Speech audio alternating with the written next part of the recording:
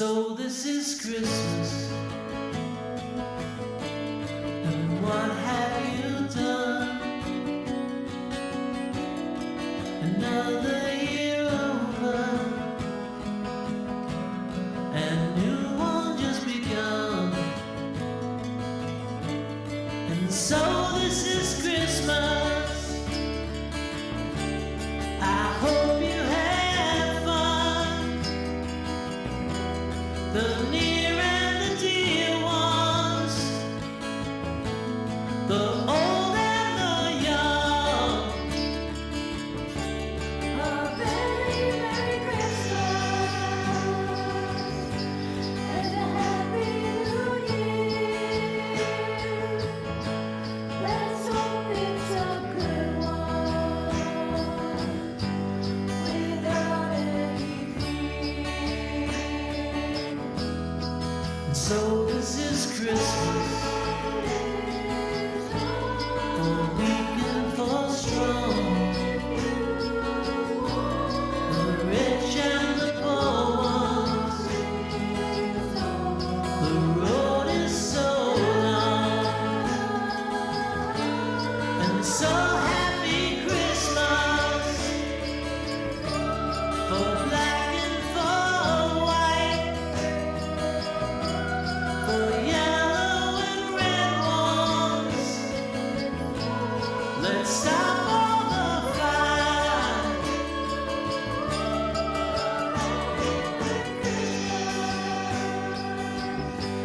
And a Happy New Year. Let's hope it's a good one without any fear. So this is Christmas, and what have we done? Another year over,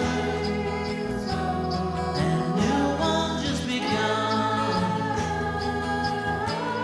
And so happy Christmas, we hope you have fun. The near and the dear ones, the old and the young. Merry Christmas and a Happy New Year. Let's hope it's a good one without any fear. What is over if you want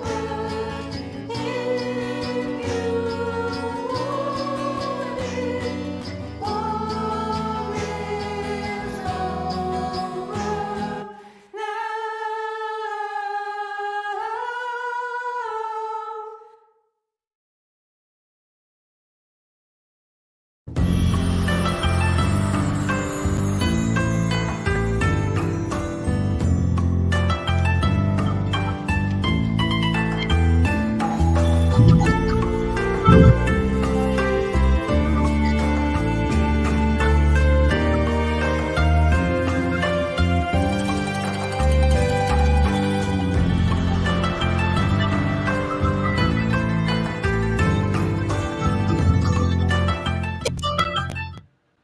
Welcome everybody. How you doing? Merry Christmas Eve. Hope everybody's doing well. So sorry for the multiple delays with this cough, but we seem to be in pretty decent shape. Figured I'd get a show in for Christmas time. Hope everybody's doing well. Thank you for the nice comments. I was reading along as the video was playing. We did that last Christmas time. Beatlemania again, my band. It was mainly me, and we had my drummer come in and do the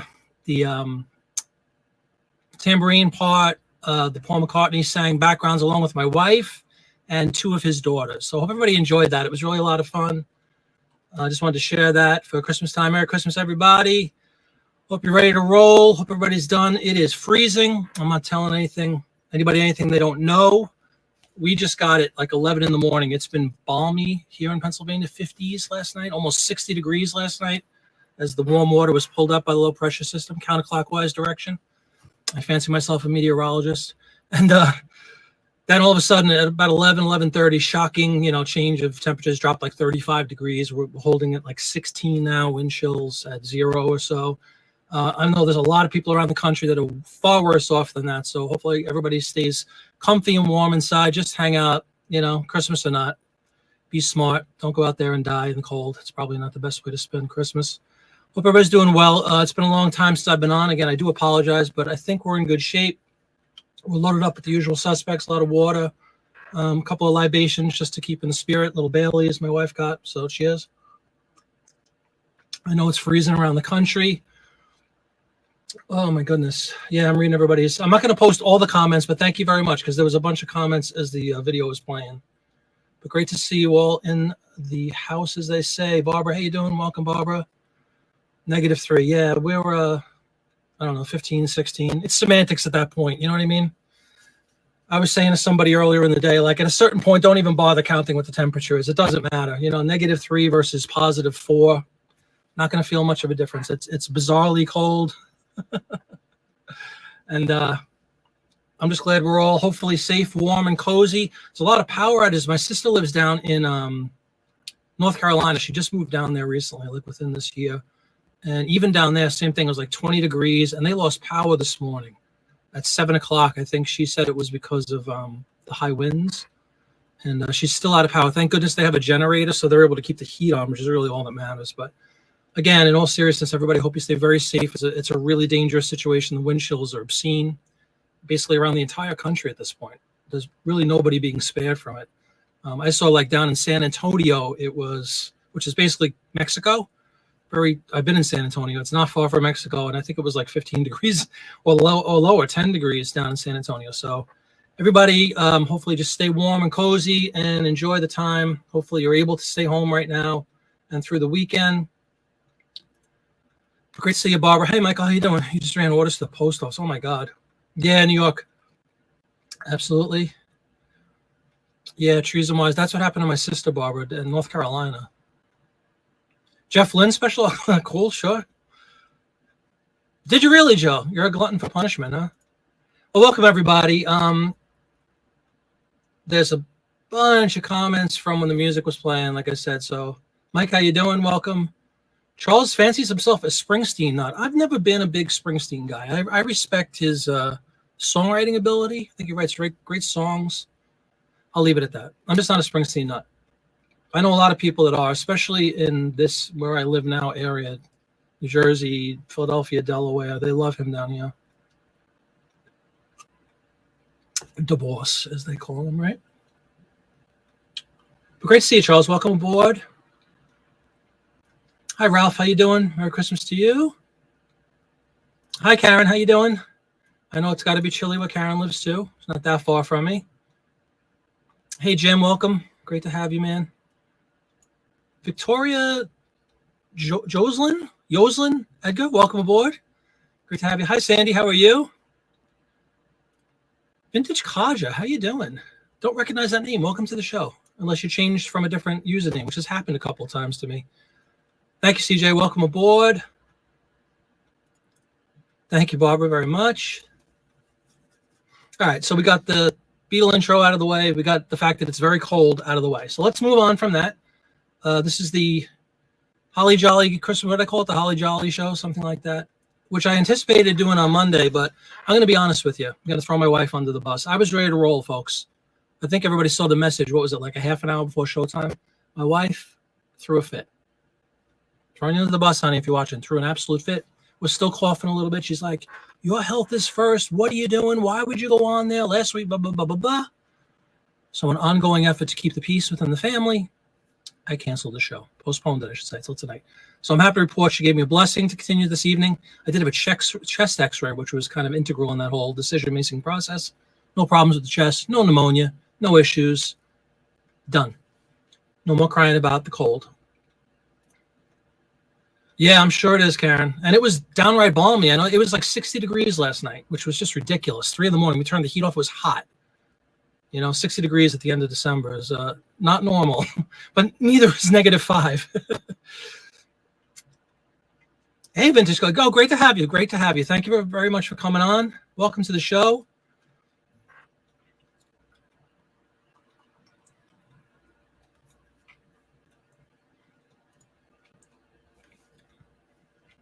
You were blue when you went into rooms and people were freaking out. Oh my God. Blue from being cold? Yeah, it's up to you. What's in a name? You know, who said that? Shakespeare, I think. Somebody said like that. What's in a name? But great to have everybody. I appreciate you coming in. I know there's a lot going on. It's Christmas weekend. It's Hanukkah. We're in the middle of Hanukkah, I believe, which was the tail end of Hanukkah. So there's a lot of people doing a lot of things. Hopefully everybody's indoors, safe, warm, and cozy. I know I am, thank goodness. I will throw, hey, Mark, how you doing? Welcome to the show. I will throw this caveat out. Anytime within the next, probably during the duration of the show, the next couple of hours, I may be summoned upstairs to deliver some cookies to a customer who's coming to pick them up. Thank God. I was supposed to go and deliver them at like 5 o'clock. She changed her mind. She was running late from work. Is it okay if I pick them up? Absolutely, it's okay. So I might have to jump off for just like 5 minutes, bring the cookies out to the front door, and I'll be right back. But if that happens, I'll just throw a video up or something. You guys can enjoy it. So just want to give everybody fair warning. We're going to wait for Mrs. Flipper to give me the hi sign within the chat that the lady is here and ready to pick up her cookies. It's been a crazy time for the cookie business here. I know many of you know my wife runs and operates a phenomenal decorative cookie business here out of the house, and it's been insane. And now this being Christmas weekend, of course, it's really insane. So we've had tons of orders today, tons of deliveries and pickups with this crazy weather. And this is the last one for the evening. I'm very happy that she's coming to pick it up. Welcome aboard, Mark. How are you? Happy, holy, whatever it is. Merry Christmas, Mark. Hope you're doing well. You're listing vintage, well, stuck water guns. Really? What an interesting thing. How'd you come across those? Hey, Jackie Jack. Yes, the cookie run is a real thing. It is happening. It's happening most likely at some point within the next hour or two. Might even be within the next 10 minutes. I'm not sure. But I have a cool little video queued up for everybody so you don't have to just stare at my background for 5 minutes. I really appreciate it. If you could hang out and just bear with me. It's the one last delivery. My poor wife is exhausted. She's in bed, as she should be, relaxed and trying to get warmed up because it was a very cold day today, and she was incredibly busy. So I want to make sure she stays snuggled up in bed. So I'm just going to go upstairs and bring the cookies. Thank you, Mark. You too. What a great question, Charles Lowe. I'll tell you what, and you actually segued beautifully into what I was what I was going to open up with, aside from all the Christmas and cold nonsense. Print ads. For me, back in early December, I don't know, 5th or 6th, I ran, and this is not something I typically do. I think I've discussed this in previous shows. I ran one of the markdown sales, 20% off across the board, all my print ads.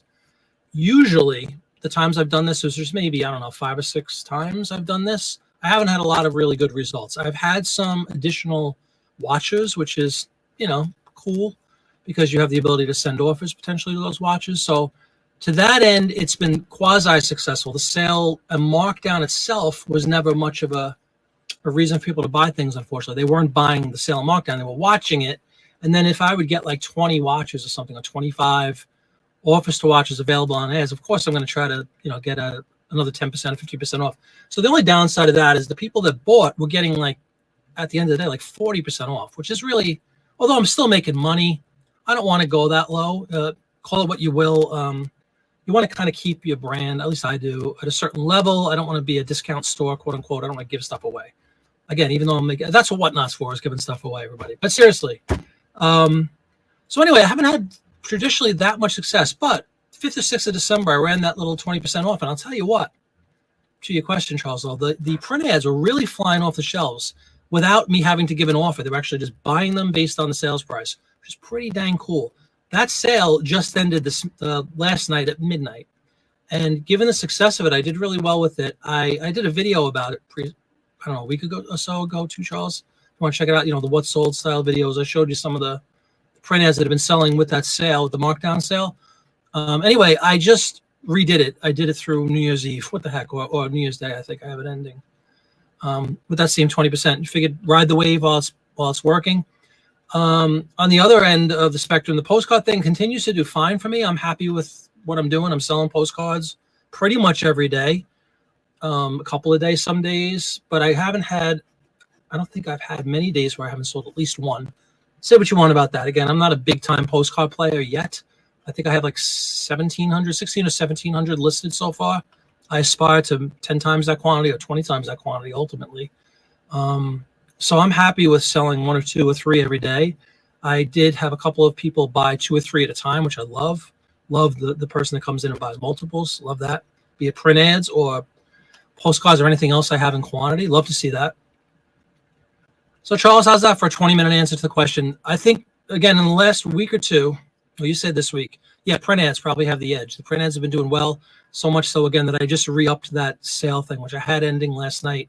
Just prior to the show, so I was looking, I'm like, oh, man, I thought it was ending midnight tonight. I remember I had the 23rd on there because I don't know what, I'm not expecting a whole bunch of sales Christmas Eve and Christmas Day. Who knows? Maybe I'll be wrong about that.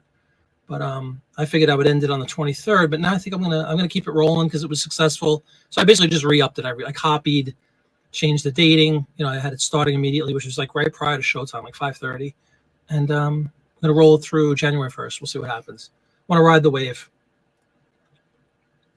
High Bid, local joint we run and pick up from. Cool. Yeah, High Bid. I've heard of the site.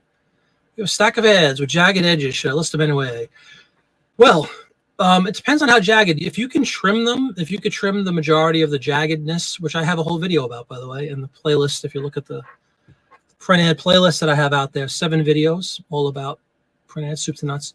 If it's salvageable, Mike, absolutely I would sell them. As long as you don't compromise the actual, photo or the advertisement itself, there's usually a decent border around the ad itself, which I always play with. If you could trim it and it still looks good, and you don't, compromise the actual picture or the wording or anything, then yeah, absolutely sell them.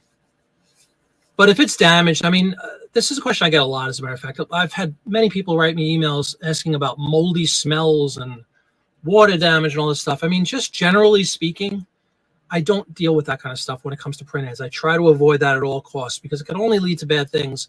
Like, sure, there are those ionizers or whatever the heck they are that supposedly get rid of the musky smells, and there's all kinds of, you can go to YouTube and look, how to remove smells from whatever, baking soda, all this kind of stuff.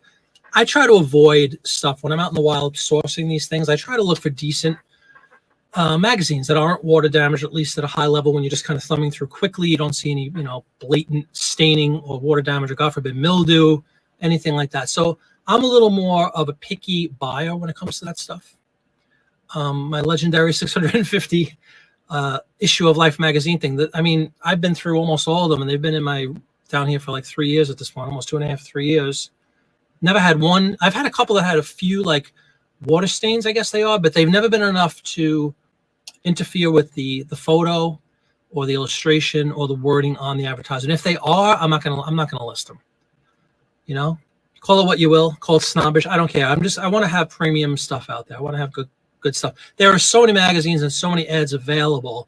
Why am I going to mess around with one that has, damage to it or mildew or anything? But certainly what you're saying about, jagged edges, you'll see that all the time. As long as you have a decent enough trimmer, and I think I have a link to the trimmer that I use, the paper trimmer that I use, which is really large. It accommodates I think up to 18 inches, which some of those magazines are that big.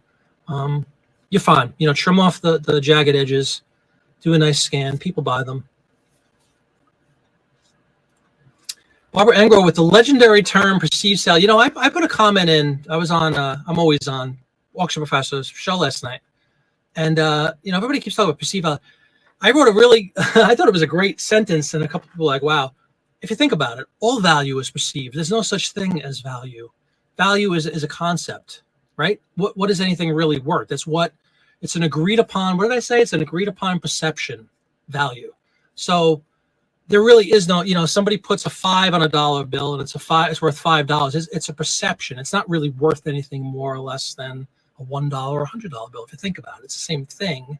It's perception. So anyway, but to your point, absolutely. The concept, the mental, the marketing ploy, if you will, that millions and millions of people have been using since the dawn of time to attract people to buy things. It's a psychological thing. Sure, they see a sale. I saw a really cool comment in that same show last night somebody who had been in the supermarket industry or something for like 20 years out of high school. And they said that, and this is again just a complete psychological thing. The individual in that chat, I don't remember what his name was, said that they did far better, to pick your Pathmark, whatever, your A&P, whatever your supermarket chain is. They do far better saying 2 for $1, pricing something as 2 for $1, as opposed to putting 50 cents on something. Now, how stupid is that? Of course, it's exactly the same. But it does play on the perceived value thing, as Barbara says.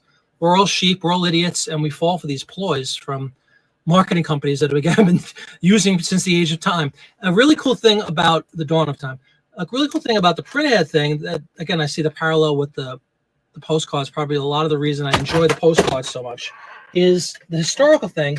And I love seeing the way that the marketing took place in 1896 is basically exactly the same as today. They use the same ploys, the buy one, get one free, 2 for $1, the whole scarcity thing that you see on every infomercial for the history of television, act now.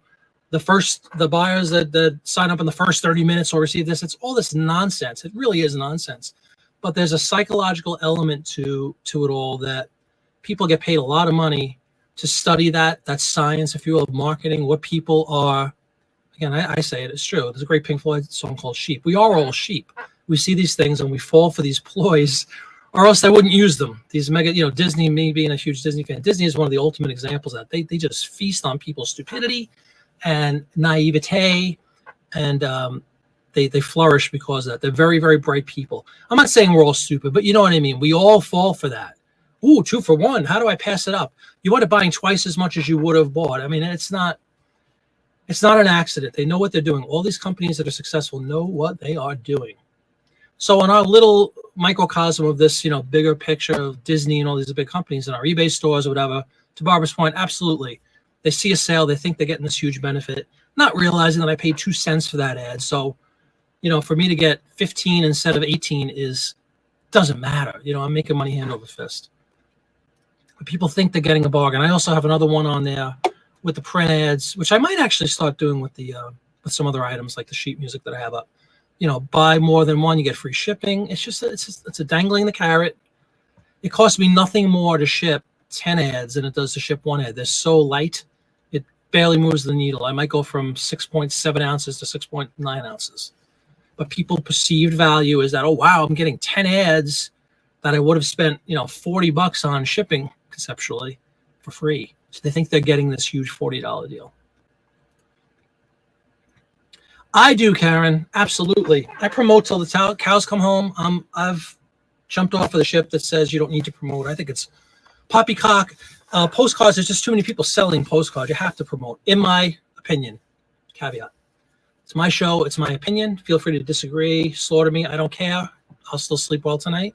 I think you need to promote in certain categories. I do think there's certain sellers who have stuff that's so exotic or so scarce that you don't need to promote. Now, I will say, even in my own store, I've mentioned this before, I don't promote Disney items that I sell because Disney being Disney is so popular and so highly searched. I don't need to get an edge. Even though there's millions of people selling Disney things, it's such a fanatical fan base and collector group. I'd never, ever promote Disney stuff. I've never needed to. I've always sold the Disney stuff really well.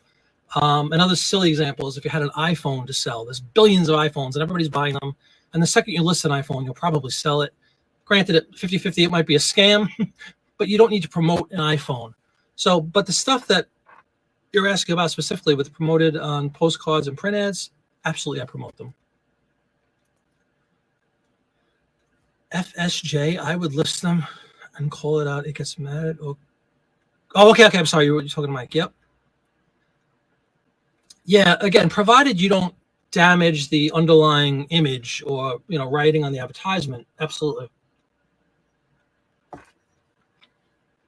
And let me catch up with comments because I'm sitting here rambling. Cool. No problem, man. I'm glad. God bless Dawn. Where is Dawn? Dawn will be here. She's probably napping. Hey, Kelly, what's going on, man? I have a relative who still hasn't got power. Yeah, my sister, since 7 in the morning. Thank God she has a generator, so she has the heat on. But good to see you, Kelly. Did it cool down yet there, man? Kelly's up in Maine. but he's on. I guess you're on the coast as well. I don't really know where he is in Maine, but I'm right on the coast. A lot of people in the Northeast is all basically the coast. Up until, again, for me, around 11 a.m., 60 degrees. Last night, all day today, because the low pressure was pulling up all this heat off of the water, or the southeasterly breeze. So we were basking in like ridiculously warm temperatures, and then it ended up quite abruptly. Hey, Jackie Jack. Very cool. You got magazines, or you have ads from the magazines? I would take every magazine you have down, and I would carve it up into 50 nice little pieces and make 50, probably 100 times the money you're selling the magazine for, easily. You go on phone, that's fine with me. Mildew covers. Mildew for me is a deal breaker. In general, mildew is lethal. Mildew can be lethal. Now, granted, some of this stuff is like mildew stains. It's residue from mildew from decades ago. Conceptually, if it's just on the cover and the underlying paper within the magazine is okay, I might do that. I would probably just rip the cover off and throw it out before I put it into my Jeep to take to my house. I'm not going to bring mildew into my home. But yeah, and that's actually, it's a really good point, Jackie Jack. Just in general, not just mildew, rips. Everybody, a lot of people look at the magazines. If the magazine, Mr. Magazine, friend of the channel, Dave, I know he's a huge magazine guy, obviously, based upon his name and his volume. But where he's selling magazines, for him, a damaged cover could be lethal. You know, he's probably not going to be able to sell a good magazine for a top dollar if it has a rip or whatever on the cover. For me, by parting out is the way I like to describe it. I part out the magazines. I'm not concerned so much about the cover anymore. I don't care. The cover or the back cover. They're often scuffed and stuff. I'm just saying because the back cover usually has, in the 40s, it's almost always Chesterfield cigarette ads, which are really good ads. But I'm not so concerned. I'm concerned about the paper in the middle. And the 40, 50, even more, sometimes 70, depending on the issue of the magazine you're dealing with. The 70 pages that have print ads, that's what I'm concerned about. So as long as they're in pretty good shape, that they don't have stains on them, that they're not ripped beyond recognition, certainly that they don't have any mold on them, I'm all for it.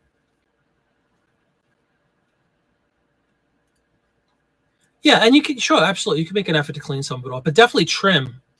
Hey, Eric, Merry Christmas, man. How you doing? Welcome.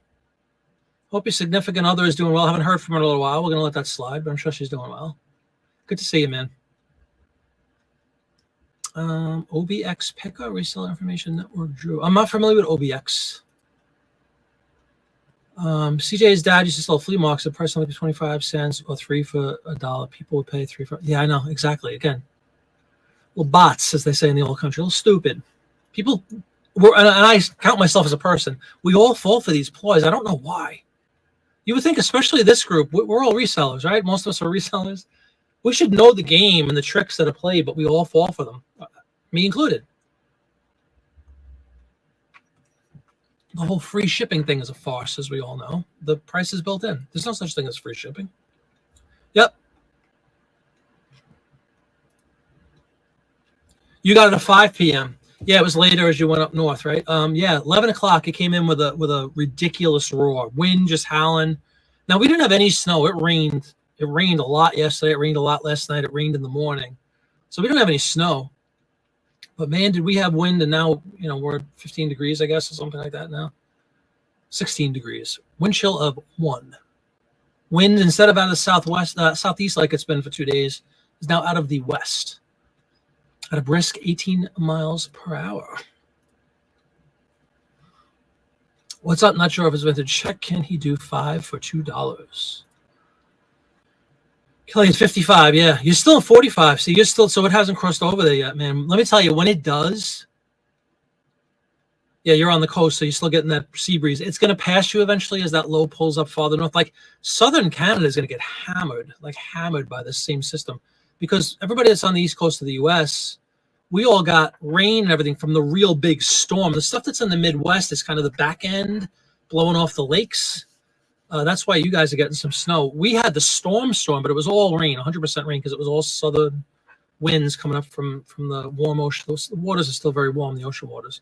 So anyway, being up in Maine, you still have that southeast breeze. But let me tell you something. When it turns, and it's going to turn, boy, is it a shock. Hit us 11 o'clock. What's up, Purple Soccer? How you doing? Good job. Listing, that's what you do. You know what I mean? You're listing, you're encouraged. You bang out your 1928 magazine. Reseller Information Network. Cool. It's another channel. Jackie Jack is that's obsessed with World War II. Gold indeed. That's my favorite era, Jackie Jack. So World War II, I would never sell. And I'm not saying there's nothing wrong with if somebody wants to just sell a magazine. What do you get for a World War II magazine as a whole? Let me ask you that. OBX, Tim, Keroy, and Cernak. I'm sorry, I don't know who these people are. Purple Circle, Eiston. I think we're all kind of the same. Yeah, all rain for us too, Eric. Absolutely. Barbara asking for some logistics from Kelly. It'll be 10 overnight. Yep. Yeah, we haven't had a flake of snow. Not one flake yet. The only time I saw snow so far, and it's only, winter started 2 days ago, just to keep everybody a harsh bit of reality, folks. It's just, we're 2 days, we're 48 hours into winter. It just started, We haven't had a flake of snow here yet. Excuse me, which is funny. On November 16th, when I went to the York Postcard Expo, which is out in Lancaster, Pennsylvania, which is like a little less than 2 hours west of me. It snowed that night. John and I were hanging out in the diner, and it started snowing. So I did see snow on November 16th, but since then, nothing. What's up, Jeff? Welcome aboard. Good to have you. You thought he was from there, but I might have you two mixed up. Main auction's a couple of hours north. Okay, sure. Yes. And this has been discussed, but I'm happy to bring it up again. Happy to bring up a solution for you. What I would do in that case is totally up to you. This is what I would do is I would scan both sides. If you have a really, and it happens all the time, you'll have like a nice Coca-Cola ad, for example, on one side. You flip it over and you have like, I don't know, Budweiser, right? What you do is you scan both of them. I would do one listing. I would have both sheets, both scans, front and back, separately, and I call it a buyer's choice. So this way you appeal to, in the example I gave, you'd appeal to the Coca-Cola collectors, you'd appeal to the Budweiser collectors. So you're going to capture two groups, buyer's choice. So if they want the Coca-Cola ad, cha-ching, you sell the Coke ad. If they want the Bud, cha-ching, you sell the Bud ad. You get double the exposure. So there's a little tip for you. Pro tip, as I say. Buyer's choice. Put it in your title. Puddings went for a meatball park for. Oh, you didn't go for the pie. Come on. Oh, you brought home a pie for dinner. There you go. Well done. Well done. From Brooklyn, you said, right? You topped Ella. Now that's a solid sale. But here's my rebuttal. All right. If you sold 10 ads for $12, which is child's play for World War II, you'd make the same money. Most World War II Life magazine issues, have at least 50 ads that you can get at least $15 for, many more. So whatever 15 times 50 is, that's what you would get. Now, granted, you sell one magazine, it's one transaction, $120. So it's a quick flip. It's really what you're into. There's nothing about mixing and matching too. Throw one up there for $100. Sure, what the heck? Easy money, take $100 and run. And then carve up a bunch of the other ones and get conceptually $500-$600 for the same magazine parted out over time. So it's really up to the urgency that you have to flip these things. With me, ephemera and stuff, I don't care if it sits there forever. I've heard other people say it, but I really believe that. And again, the more volume you have and the more you get up, and I have so many ads that I still need to get up. If I had all my ads up, I'd have like 200,000 listings. And I would probably make $1,000 a day. I mean, I really would. So shame on me for not doing that. I'll get there. It's just that becomes there's only so many hours in a day to do it. But conceptually, you could absolutely do that. Part out the magazines, get 30, 40, 50 ads out of them, but do that and repeat it and repeat it and repeat it and repeat it and repeat it. If you have the time, if you have the equipment necessarily, you could use a phone. I use the flatbed scanner, as everybody knows, for the Life magazines especially. I can even use the duplex scanner for smaller form factor, like Good Housekeeping magazines, usually 8x10. They fit right in the scanner. Just get them up. You make a fortune on them. You should say so in the title. Yes, correct. Buyer's choice. And I would reiterate this multiple times. I'd probably have it in the title. I'd probably put it in the description. I'd probably put it in the condition statement, because people are idiots, as we've discussed, and don't read anything. I think we all know that. Kelly says we got 6 inches of wet, heavy snow last week. Wow. Yeah, I believe it, man. We've had no snow. You're way north. You're right. And, mid to end December, you should have a lot of snow on the ground. Again, solid numbers, man. But just try. Even try with one. Try with one issue between 1941 and 1945 of life. See how many ads you could pull out. I guarantee you can get at least 30, like easily 30. Put them up for $15 a piece and see how they do. I'm sorry, Victoria. I didn't mean to go past you. Buy your shipping supplies from a specific place. The rigid mailers, I think I have a link to in one of my videos. Almost positive. If Dawn was here, she would do that for me. See, I usually have Dawn do my biddings when it comes to links and stuff. But if you check out Victoria, if you haven't seen it before, I have a really, I think it's a pretty good series, 7-part series, all about print ads. If you look at the playlist, it's probably on the shipping video. I'm pretty sure I have a link to the rigid mailers that I use. I buy them from Amazon, you know. I buy them in packs of 100. I actually have to get some, by the way. But check that out, Victoria. If you don't have any luck, I'll send you a link, or I'll put one up, okay? It snowed all day yesterday, turned to rain overnight, and then bam, when it's cold. Yeah, so you got that warm, and you're west of me. You're probably near Lancaster, right, Barbara? Or Lancaster, as they say out there.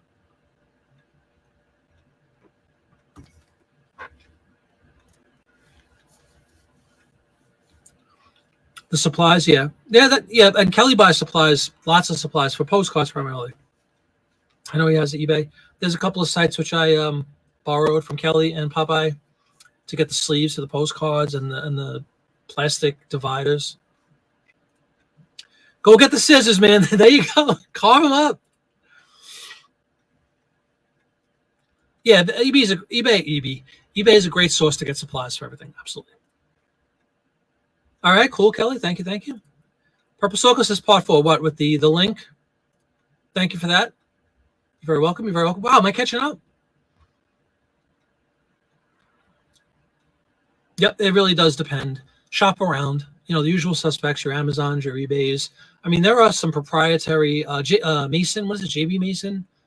We used to buy from there for there's a parallel. We have a home bakery, so we buy lots of supplies for the bakery, boxes, all kinds of stuff, wax paper and all that stuff.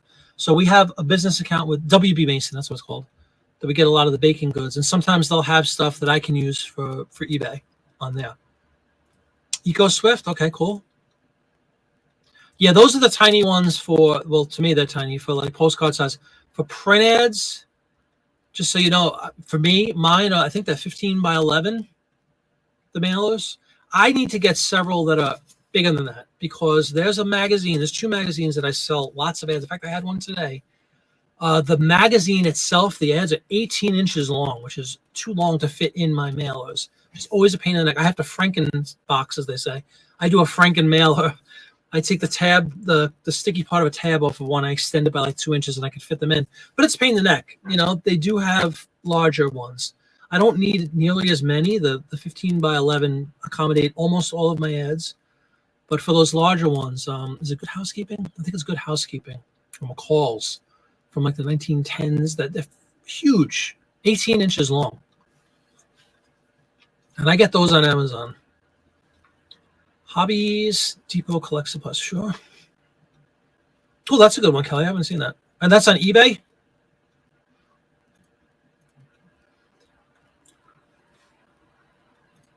Thank you, Kelly. Kelly throwing out all kinds of cool names to everybody, so definitely take note. Merry Christmas, Audie Mike. Guten Abend. Hope you're having a wonderful one. Holly Jolly Christmas. Bartamania, how you doing, man? Happy holidays to you as well. The Boxery. Cool. Yeah, we even have, you know what's really cool? About 15 minutes south of me is a town called Wilmington, Delaware, which is a dump. Quite frankly, most of it's a dump. But there's some areas of Wilmington that are very nice. You can say that about any city, right? And within there's a party supply store that we have, again, a business account with that we use all the time for the bakery. Man, let me tell you, you can get bubble wrap. Like, they have tons of bubble wrap, mega rolls of bubble wrap for like a fraction of the cost of bubble wrap that you'd probably see anywhere else online. Excuse me, everybody. Doing pretty good tonight. I want to, still coughing, unfortunately, but not as bad. So if you might be able to, everybody, this goes for everybody, search locally for like a party supply store. See if you have any around you. Not like Party City or whatever. I don't even know if those are around, but we used to shop in Party City all the time. It's like the Walmart of, Toys R Us of party supplies and stuff. But look, I would search on Google locally for something that says like a wholesale party supply store, something to that effect. You'll often find things like that: paper products, envelopes, certainly bubble wrap, perish the thought, the peanuts. That a lot of people are against the peanuts, but whatever. Styrofoam, all that nonsense. Really good place to go to, and you'll get them for a fraction of the cost that you get them in a traditional retail store. Thank you, CJ. Yes, that is the mailers I use. Thank you. Correct. Thank you, CJ. Yeah, you get a 10% off your order if you use that code. I have that in the description of every video pretty much, because just truth be told, I don't get a penny for that, everybody. They gave me this little code to use as an influencer. This was a while ago, but they said, unfortunately, they don't have the budget to pay anybody. I don't care. I like the product, so I'm happy to share. I don't get paid for any of these things that I post. It's just things that I use, the scanner, all that stuff. It's things that I've used specifically for the print ads that I found extremely useful. It took me a long time to find that flatbed scanner, as I always talk about. Man, did it take me a while to find that thing, because you just couldn't find anything that was large enough. And my magic key phrase was blueprint. I looked eventually. I think my wife probably gave me the idea. Why don't you search for something that's large enough to scan blueprints? And when I did, eureka, I found that flatbed. I know Kelly has one, I think. Dawn has one. And once you get one of those things, there's no looking back. They're not cheap, but they're incredibly effective, incredibly durable. I mean, I use them almost every day for 2.5 years. Knock on wood, no problems with them. Anyway, it is great to see everybody in here. Have a holly jolly Christmas, won't you? You asking me if I'm in New Jersey? Yeah, I mean, I'm in a ridiculous area. I'm obviously from New York, born and bred, but now I live on the border of Pennsylvania and Delaware. Why? I don't know. A lot of questions about that. Why do I live here? I'm really not sure. Now, my wife was from this area, so we decided to move here, but fish out of water, truth be told. But yeah, like New Jersey is 10 seconds from me. It's right over a little bridge. That's literally 5 minutes. I go over it all the time because of the Beatles shows I do. A lot of them are in Northeast, and I find myself on that bridge. It's called the Commodore Barry Bridge, everybody, if you want to look it up on Wikipedia. But I'm right on the border. I'm 5 minutes from Delaware for some bizarre reason. A state I'd never thought I'd set foot in. It's a pass-by state. I used to go to Florida, I still do, all the time. I used to drive from New York to Florida. Delaware is like a 15-minute state that you just drive through. I would never stop in Delaware. Now I find myself in Delaware far too often. Hobby Depot, most sellers on eBay, sell on Amazon. Yep. Good advice, Kelly. Absolutely. Another good link there. Again, guys, if you want to just check, look for local party supply wholesale stores. We have this one in Wilmington that we use all the time for the bakery. No exaggeration. I can get like a 500-foot roll of bubble wrap for like $10. It's very cheap. You go to the dollar store and they give you what, 5 feet for $1 or something ridiculous. Hey, CJ, you have one. Travis, what's going on, man? Welcome aboard. Travis Griffin, ladies and gentlemen. Speaking of cold and snowy weather from the great not Smoky Mountains. What are they called? Those mountains out there in Colorado called, whatever they're called. Rocky Mountains, that's what they're called. Welcome, Travis. How you doing, man? Hope you're doing well. Yeah, feel free, man. I don't mind at all. Just put the caveat, none of these are paid endorsements, I promise you. And I don't think Kelly's getting a kickback either. We're just trying to help out the group.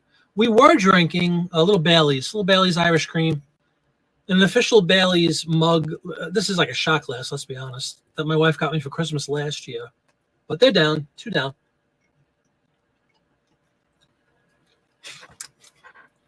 That looks professional when you start dribbling your Bailey's out of your mouth.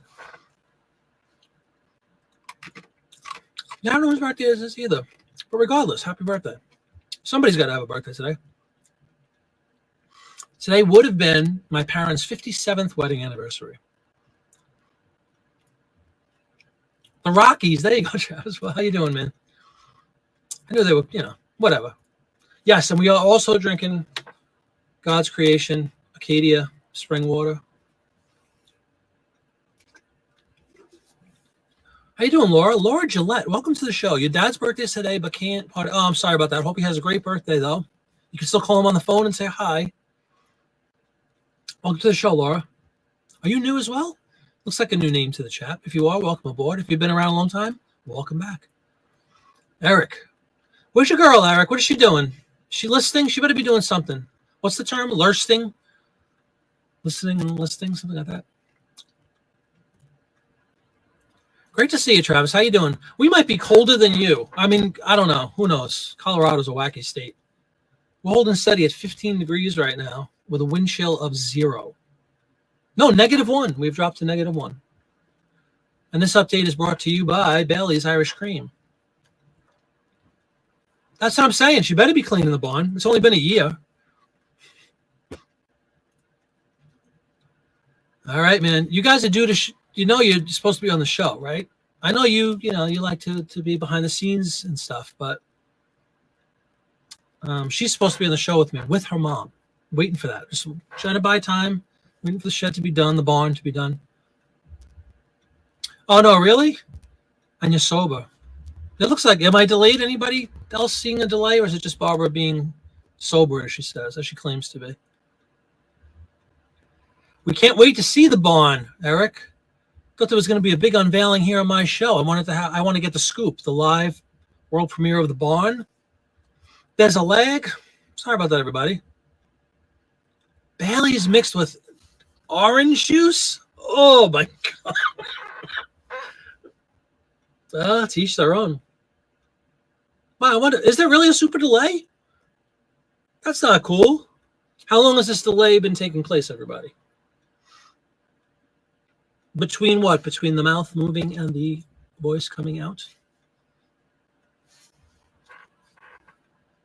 On your phone, it's fine. Might be the YouTubes then. Are you questioning whether or not you're drunk? Travis, come on. The whole time, and now you say something? Just kidding. Out of sync. How come but yet some people are claiming that on the phone it's fine. And I'm watching myself obviously live on StreamYard, and it's completely fine. I'm looking to my left at YouTube, which is a 10-second delay. I think it's 10 or 15 seconds behind. So as I watch this, let me put my sound on really quickly. You might hear an echo, folks, but deal with it. This is a test. We're in experiment mode. This is a test. We're in experiment mode. Hello? Hello? Absolutely. I say something and the voice is like a second or two behind.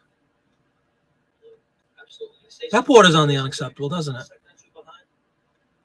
It's YouTube. That borders on the unacceptable.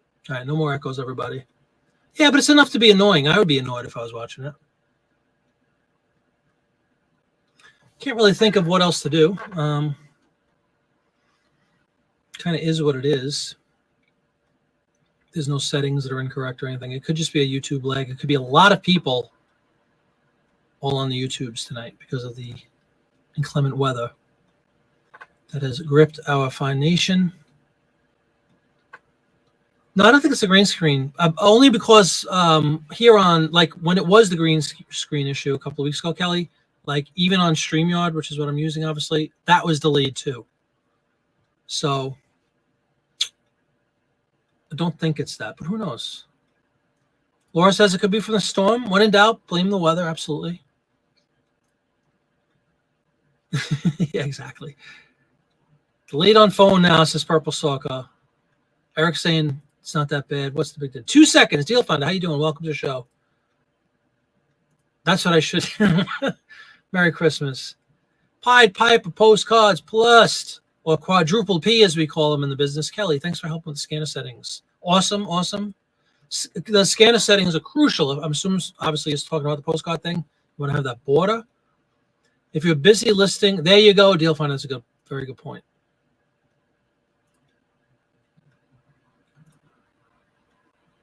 Krylov could indeed. Well, Krylov is a man of intrigue. You know, he works in mysterious ways. Good evening. Trying to think if there really is nothing I can do. Not to make excuses, but it's a fact. There's nothing from a transmission perspective here at Jiminy Flip at headquarters that would be causing said delay. It is absolutely a YouTube-ish kind of thing, which just happens. Happens on many platforms. Happens on Facebook. Used to happen a lot. We used to, my Beatlemania band, we used to do, for 2 years, we did chat shows every week, and it would happen on there too. But that was on, not that it really makes a difference. It's the same system we use, StreamYard, that would push out to YouTube instead of, Facebook instead of YouTube, but same thing. And we used to have delays like that all the time on Facebook. Hey, Rose, how you doing? Merry Christmas, ma'am. How are you? Hope you're doing well. Hope you're warm. I know you're somewhere in this country. I'm assuming you're somewhere in this country. Who knows? A Rose Squirrel travels domestically most of the time. Is that a truism? Is that a correct statement, Kristen? Let me know. Travis and Kristen, paisans out in Colorado.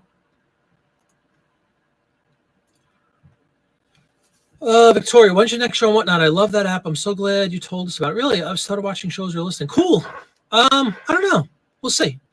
I haven't been on for a while. I did the last, whatever Paperpalooza thing was called. Not Paperpalooza. What was the other thing called? I forgot the name already. But I participated in the last one about a month ago, a couple weeks ago. But I like the platform a lot, Victoria. So look out. I will probably be back on there.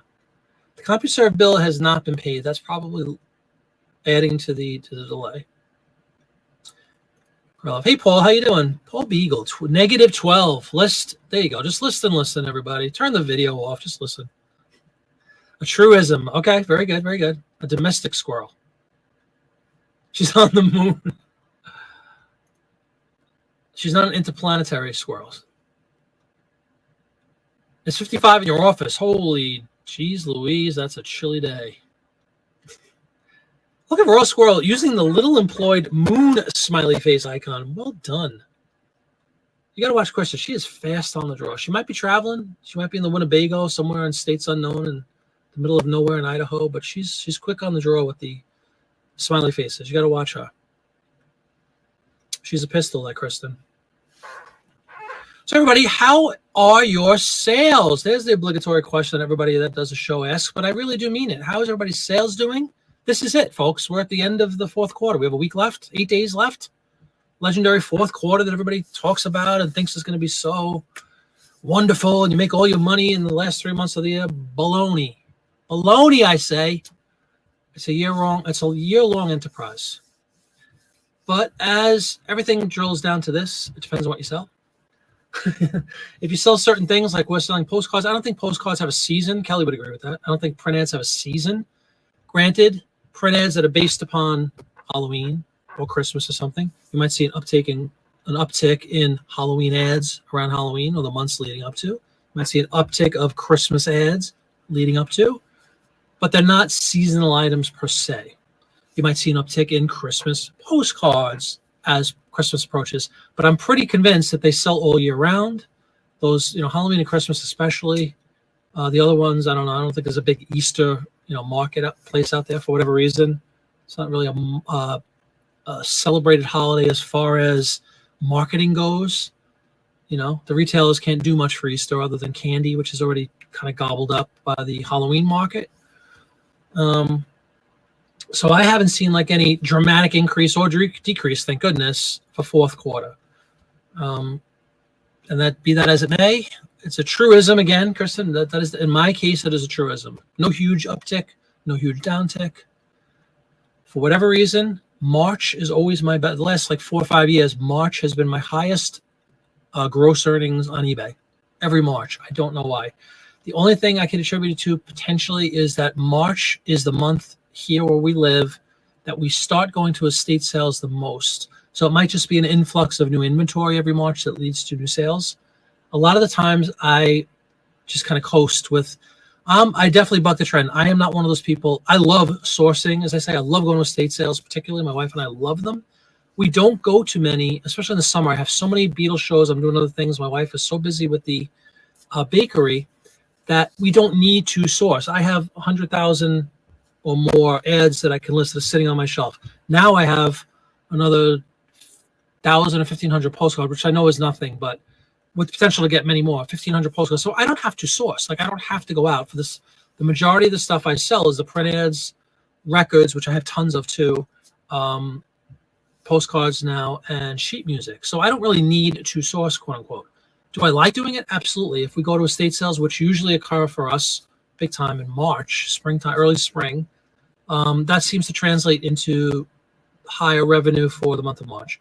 That's also where I'll go outside of the whole, paper product spectrum. We'll go out. A couple of years ago, we had a lot of success. We picked up some old computer parts, sold them for big bucks, so that made my March numbers spike.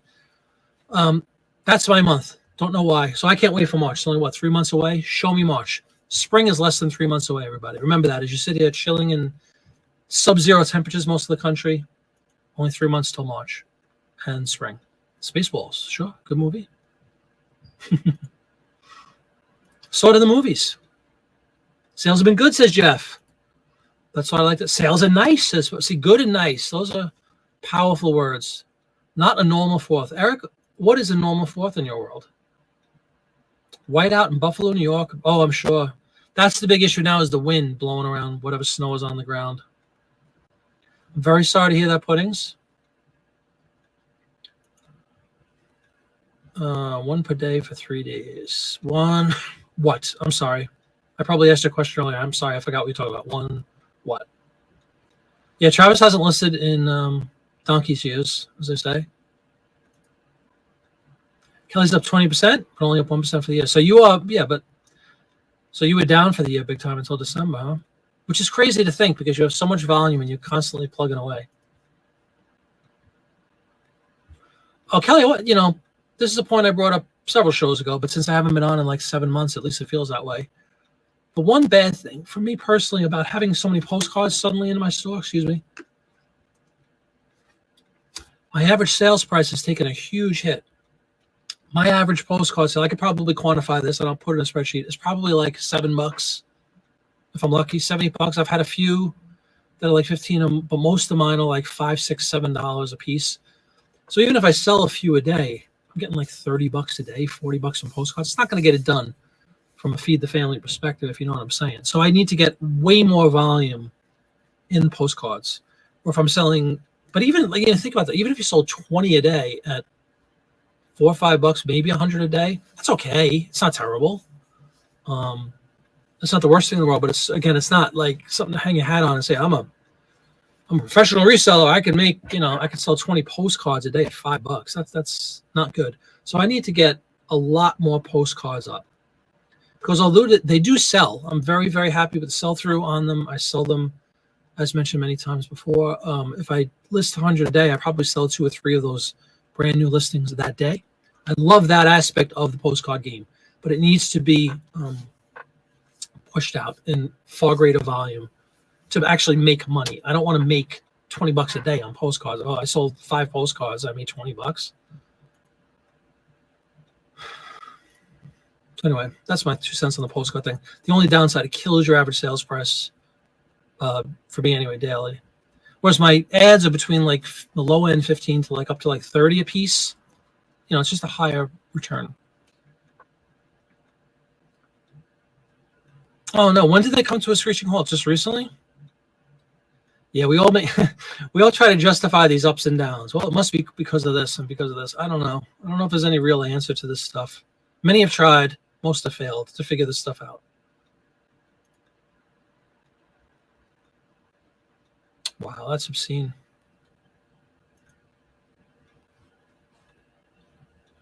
There you go.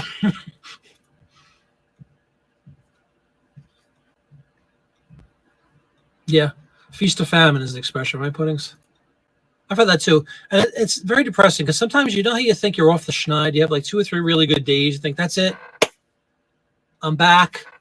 And then like you're leveled with like a no sale day or a 2 sale day. And it's like, oh my God, what have I done wrong? Meanwhile, you've done nothing differently.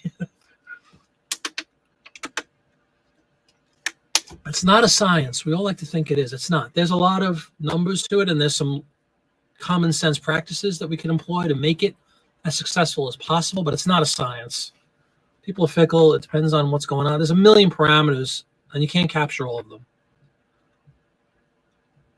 Turned off 2 days ago. Hey, Jay Smith, how you doing? Yeah, that, Dawn and I write all the time. And we use the expression, we're not the first ones to use it, but it's like she would say something like, oh, eBay turned the spigot on, or they turned it off. It really seems to be that way. Like the spigot is on, you get like 20 sales in a day, and you're like, that's it, I'm back, I'm kicking butt, no turning back. 2 or 3 days in a row, you're on fire, and then it's just the spigot is turned off. And I don't subscribe to that nonsense. I don't think it's a conspiracy. I don't think there's anybody sitting in an eBay office cube building, whatever they call it, in parts unknown, turning off my store or turning on my store. I think that's poppycock. But I'll tell you what, there are days when it just seems ridiculous, like how you can go from just flowing waters and success to just zip. And you've done nothing differently. You have the same products up, you're listing consistently, you're doing all the things that you're told are best practices when it comes to eBay. And then there's just some days where the spigot is off and you don't know why. Yeah, Buffalo, I agree with that. So that's a spring, summertime. Spring probably starts in July and summer ends in August. Yeah, that's a lot of snowballs. That's a great point. You're not going to make it at this point, certainly for Christmas.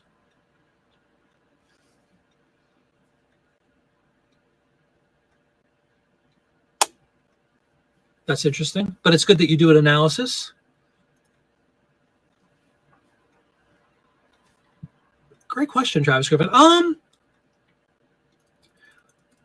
Kelly's great with postcards. Obviously, Popeye's the king. Mark is great at postcards. Some postcards. In my limited experience of these last couple of months, I don't have the numbers to back it up as a guesstimate. 75% sell for what I put up, because 75% of the postcards I'm listing, Travis, are like under $10. So like, I don't want to haggle. It's almost annoying when you have something priced at like $6.99 and they make you an offer for $5. It's just, I mean, of course I'm going to take it probably. It's a cheap card anyway, and I have 10 cents into it, but it just annoys me. You can't spend $6.99. You got to haggle for $1 or $2. That drives me nuts. That's the one thing I don't like. The vast majority of the postcards, and I have a very small sampling, 1,600-ish listings so far. Hopefully down the line, I'll get much more premium cards when I can find them, $20 plus. But right now, I'm living in this world of like between $5 and $12 is basically the majority of my postcard sales. I don't know why I shouldn't be offended. You don't take it personally, as I say, right? It's just business, as somebody once said. But it's true. Like, but I can't help as a human being. I get annoyed when I have something listed for $5.99. Come on, with free shipping, by the way. And granted, it's 57 cents, but it's not the point. With the whole perceived value nonsense, with free shipping, and you're making me an offer for $4, like it just buy the $5.99 card. Like, are you kidding me? Don't be so cheap. Absolutely. Talk about a truism, Kelly. Bottom line, you have to do volume. Because it's just, and I'm not saying it's a proportionate increase, but if I'm selling 5 cards a day right now with 1,600 listings, if I get to 20,000, it's not going to multiply 20x. I know that. I'm not going to sell 100 a day, but it's going to go up double maybe, or even triple the amount. And then you're making a little bit of money. But the average sales price for postcards in my world right now is really lousy. It's sub $10, most of them. So, I mean, just think about it. I have to sell 10 a day just to make 100 maybe. And that's not make, that's gross 100. I'd love to live in a world where I'm selling 20 plus cards every day. And to get there, to Kelly's point, it's got to have a lot of volume up. No doubt about it. Same could be said with many things, especially in the ephemera space. Love me some estate sales as well, Karen. That's my thing. I know nothing about jewelry, but that sounds phenomenal. If you paid $2 and made $900, good on you. Kristen turned off eBay 2 weeks ago. Needless to say, your sales is zilch. Oh my God. Oh, because you're traveling, right? How long does it take to kick back into gear when you're out for extended periods like that? It's got to be it's got to take a long time. Yeah, so Kelly's somebody who has a lot of listings and a lot of volume, 25 to 30 orders. But even that, and I'm not insulting you, I'm just saying, but even that, like, the shame of it is if you're making $20 per, like, that's a lot of money every day, but I'm assuming you're making that same thing, $5, $6, $7 to $15 on most of them. It's a fun space to be in. I really do love the postcard thing. It's just the reality is it kills your average sales price across the board for everything else. I'm making less money daily by adding all these postcards. If that makes sense, because I'm getting more sales conceptually, units sold, but my take home is not increasing proportionally at all because they're so cheap. So I got to find that balance and start eventually, like everybody else seems to do. There's a natural progression in this. I'm still getting my feet wet and learning about postcards and whatnot. I have all these bins of just which again, I'm going to go back to this quickly because I did a video waving the postcard flag, and I'm not anti-postcard at all. But the harsh reality of the postcard show that I went to and buying these 3 tubs that I bought that I was so excited about, and Kelly has pointed this out, that there's a percentage that are going to be really good, a percentage that are junk and all that.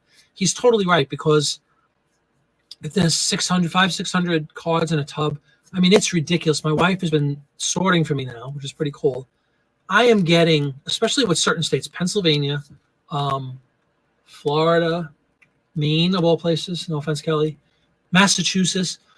I mean, if I have 500 Massachusetts cards in this specific tub that I picked up for $50, whatever I got for, which on paper is a great deal, there's probably out of those, there's probably really 100 cards. Like they're in triplicate and quadruplicate and whatever comes after that.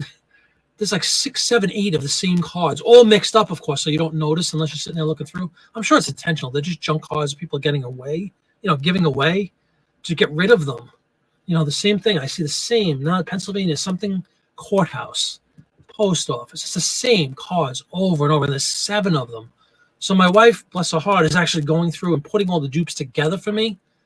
I think I talked about this the last time I was on. I don't want to do this, but I'm putting, Nantucket, whatever, some town, post office, linen postcard, $5.99. I have 8 of them. So I'm putting like listings, quantity 8. And to me, that cheapens the brand and cheapens the store. I don't want to have 8 $5 postcards listed. So I'm getting a little frustrated with that. The unbelievable amount of dupes that I have in these bins is annoying. Yeah, taxes. What are taxes?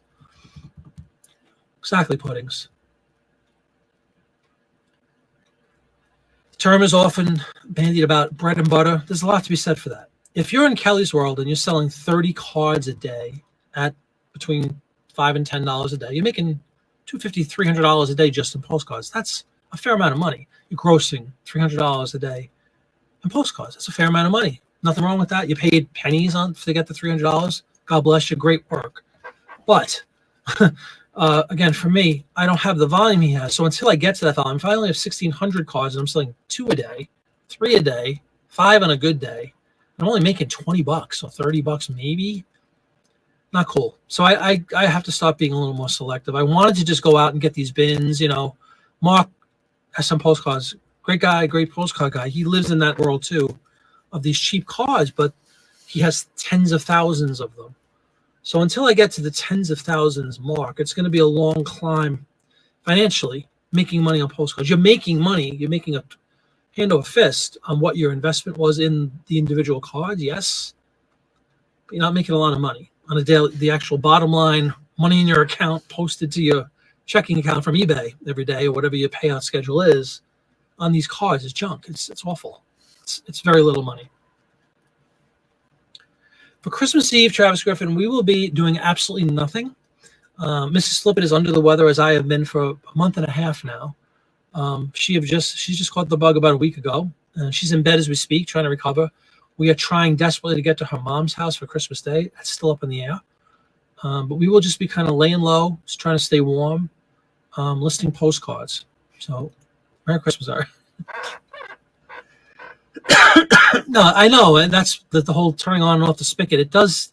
Again, there's a paranoid element of that. If you start thinking that somebody's sitting there going, Eric's store off, I don't think it's that diabolical.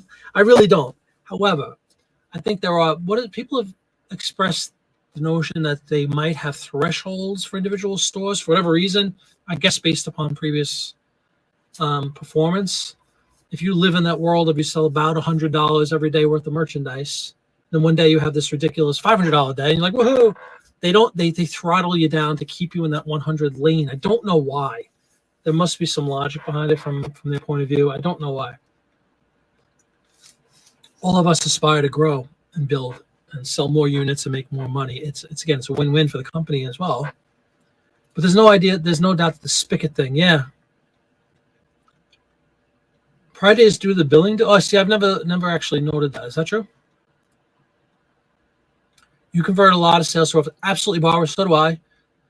Without question, to me, the greatest feature they've rolled out in recent times is that ability to send offers to watches. It's a lifeblood for me, and I'm sure I speak for a lot of us, that if they ever took that away again, man, we'd be struggling.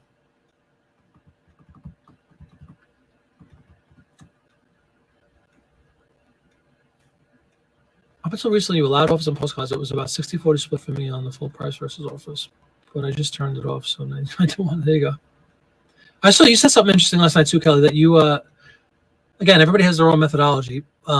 Kelly was saying, correct me if I'm wrong. I think you said if you put serial cards, let's say, on sale, you turn off the best offer option, right? So then you're not going to get screwed by the way I was just describing with my print ads, where I have a 20% sale, I get a ton of watches, and then I wind up giving another 10 or 15% off of that in offer to watcher, and I'm discounting them by 35-40%. Kelly was saying that he turns off the best offer option on the sale items for the duration of the sale. I try to just get people to buy that sales price, and that's it. Interesting approach. I'd be curious to see how you do with that. Really? I don't send tons of offers on postcards again because I'm living in this ridiculously cheap world of $5 to $12 usually. And what are you going to do? A $5.99 postcard? Am I going to send an offer for $4.99? Like, I mean, that's actually a big amount. That's a 20% discount or whatever, 18% discount. It's like, how cheap can you be? Yes, sir. $20 and under. This is what you have, $19.99, I guess, and under. I use it all the time for every card. Basically, I haven't sold many cards, a handful over $20. And if they're over $20, I charge shipping first class. It's like $3, $4.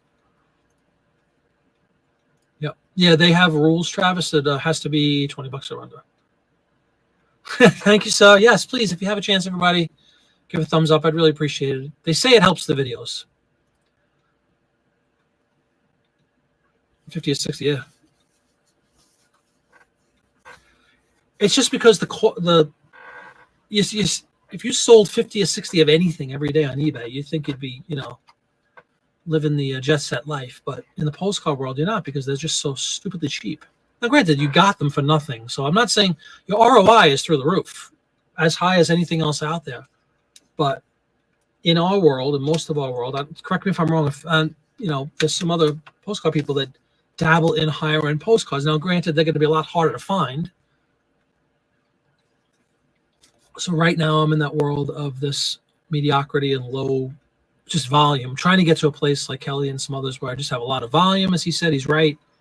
If I had 50,000 postcards listed, maybe I'm selling 20 or 30 every day. I'm making a couple hundred bucks every day on something that's very cheap, very easy to store, very easy to ship, et cetera, et cetera. So there's a huge upside for postcards, but the stark reality at my level right now is that they just sell for so little that I'm not making a lot of money.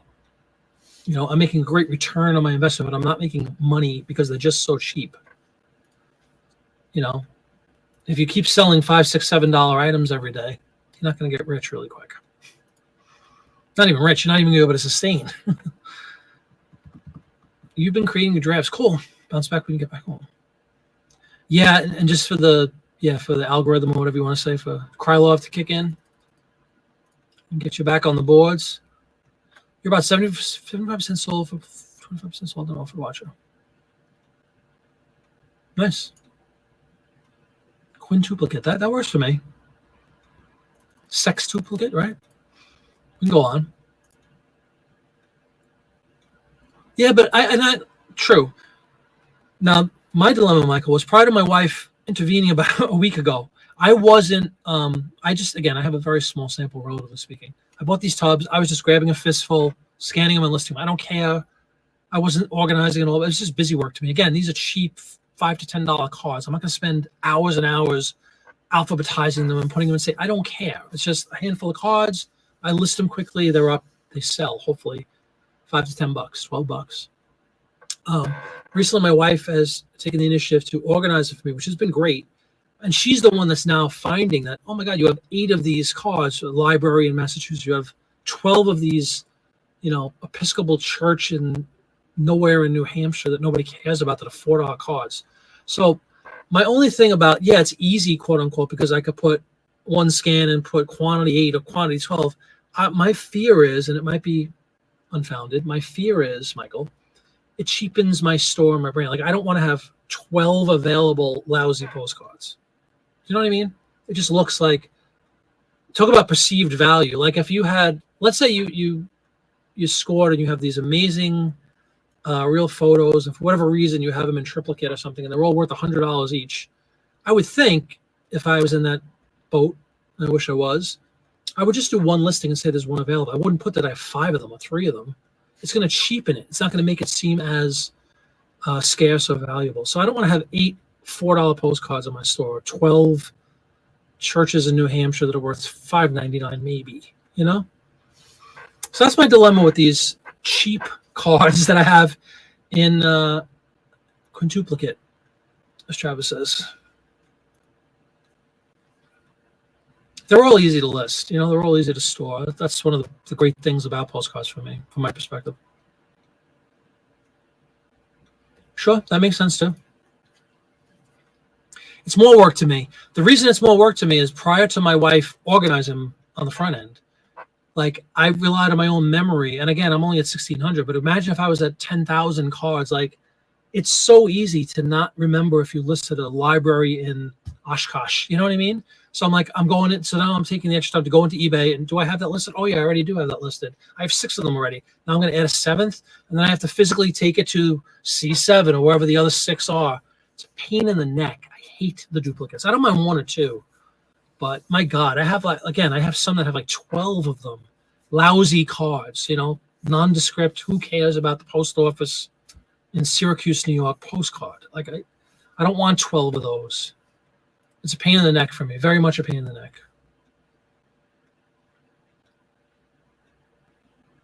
Yeah, that's another approach too. Well, thank you, Rachel, very much. And Merry Christmas to you too. Hope you're doing well in your venture. Travis described his new venture in some detail a couple weeks ago on the show. Great point too. Right. Again, value is, it's true. There's no such thing as value. Value is perceived. Value is perception. Value is an agreed upon notion that, a gold brick is worth money. Why? Because we've all decided that that's worth something. It's really not worth anything. It's all conceptual. So I agree with that though. If you have 20 of them, it cheapens your brand. So I'm reluctant. And the more I go through these couple of tubs and the more I see the same cards over and over and over, then of course they mixed throughout the bin so you wouldn't notice that there's 20 of them. They didn't have all 20 in a row. They were mixed and scattered. I don't know. They're just the junk. Oh yeah, of course, I know. Every department store does that. And then use Kohl's Cash. One at a time, right. Agreed. That's what I'm saying, Sandy. Like, I don't want to, but then, then it gets, Kelly was saying it's a time saver. It's a time suck for me because let's say we do this approach that Sandy says. Let's say I have 12 of these stupid post offices in some town nobody cares about. And I list one of them for $4.99 or $5.99. Now I have to have the other 11 sitting somewhere else to be listed for a rainy day that, oh, wow, if that one sells, I'm going to put another one up. And now I have to have like different storage systems for these cards that I have multiples of and try to recount, I already had that listed. It becomes a mess of busy work. I want unique individual cards. I don't want dupes. I just don't. Say what you want. I don't care what you all think. I don't want dupes. Do you use eBay shipping for labels? Yeah. It depends. If you're top rated, Victoria, you get a slight discount on shipping. Top rated discount on shipping and final value fees. eBay provides you with a shipping discount in general from retail. Like if you walk into a post office with a priority mail package, you're going to pay $15. Let's just say, for example, if you use eBay, you might get like $12 or $11. So this is definitely, I go out of eBay for everything. I've used Pirate Ship now and then if there was some sort of an issue within eBay's interface with shipping. but the vast majority of my stuff absolutely goes out of eBay. Yeah. So that's some, but again, it's like, you know, and I don't care. Like, if I have a $5.99 postcard and I send an offer for $4.99, it's $1. I really don't care. But it's just, it's almost like it becomes, what's the word? It becomes, it's not the fact that it's only $1 difference. It becomes, not a personal attack, but it becomes like a matter of like, you want to say to them, come on, are you kidding me? This thing is $5.99.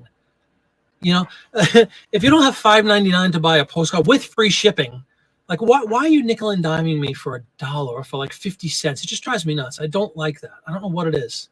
It's a hang up I have, I guess, that I got to get over because I want to sell postcards. And I've taken almost every offer that I've received on a postcard. I don't think I've ever declined anybody. I haven't had some idiot offer me $1.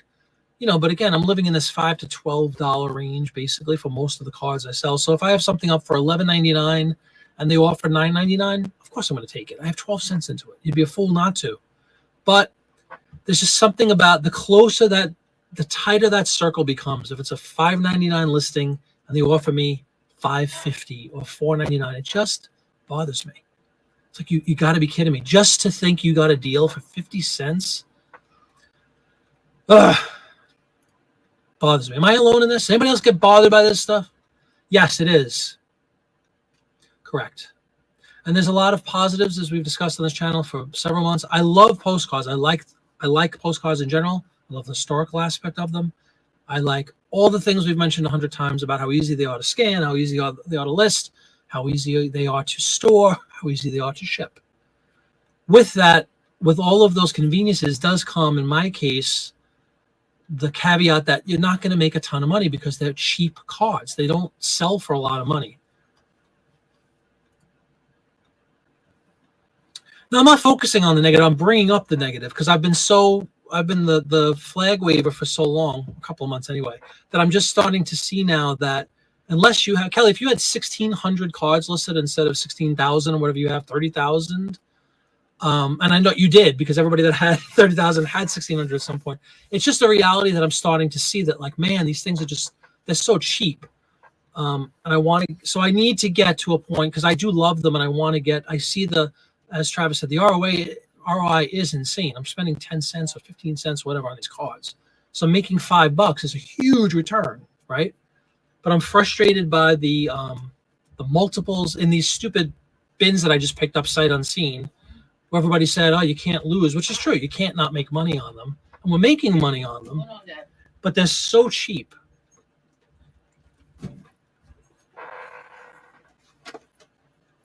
Thank you.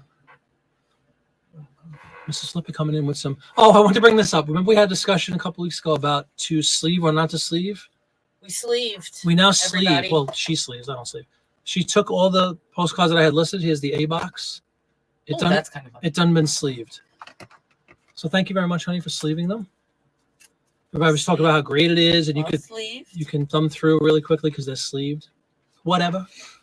It's busy work. She likes busy work, so they're sleeved. Well, I really don't have a choice right now. $1 postcards always more profitable than any other kinds of logo albums, lower shipping fees, low fees. Agreed 1,000,000%, Jay Smith. Again, I'm not poo-pooing on the concept of postcard sales. They have the aforementioned amazing upsides. The harsh reality for me is that the downside is that I'm selling these $5 to $12 cards. So you're not making a lot of money. That's all it comes down to. I'm not making a ton of money on them yet because I have a very small, relatively speaking, quantity of postcards for sale. As I increase that quantity, even though it's not a lot of money, if it's $6 times 20 a day or 50 a day, now we're talking. But times 2 or 3 a day, it's not a lot of money. So I have a question for your Yes. fan base here. I hope you get it, Puddings. Where does everybody get their postcards? Oh, we have multiple sources. Kelly has listed multiple sources. Yeah, these are a dime a dozen. We all have these, right, guys? Popeye sends these to you sometimes if you win his auctions. I got a bunch of these from Popeye. At the postcard show, there were tons of them. Well, we need like 50 million more. We need a lot more sleeves. Is Popeye on tonight? He is not on tonight. He must be doing something. I mean, I don't know what he's doing. Is my Donnie on? He's ordering. Dawn just arrived. I think I saw. Dawn. Okay. Excuse me, everybody. Deal Finder with a great point that I've mentioned also, but probably not enough. The feedback. I love the postcard community. I love the people that buy the postcards almost without fail. I can't say this in any other thing I sell for all the years I've been selling. I have never had such an amazing percentage of people leaving feedback as I have experienced with these postcards people. They are all so nice. Almost every card I sell, I get positive feedback like within a couple of days. Great card, fast shipping, whatever. Like you don't see that. Even the print ads, which is my big thing too. You know, maybe 1 out of every 10, 1 out of every 7 people are kind enough to leave feedback.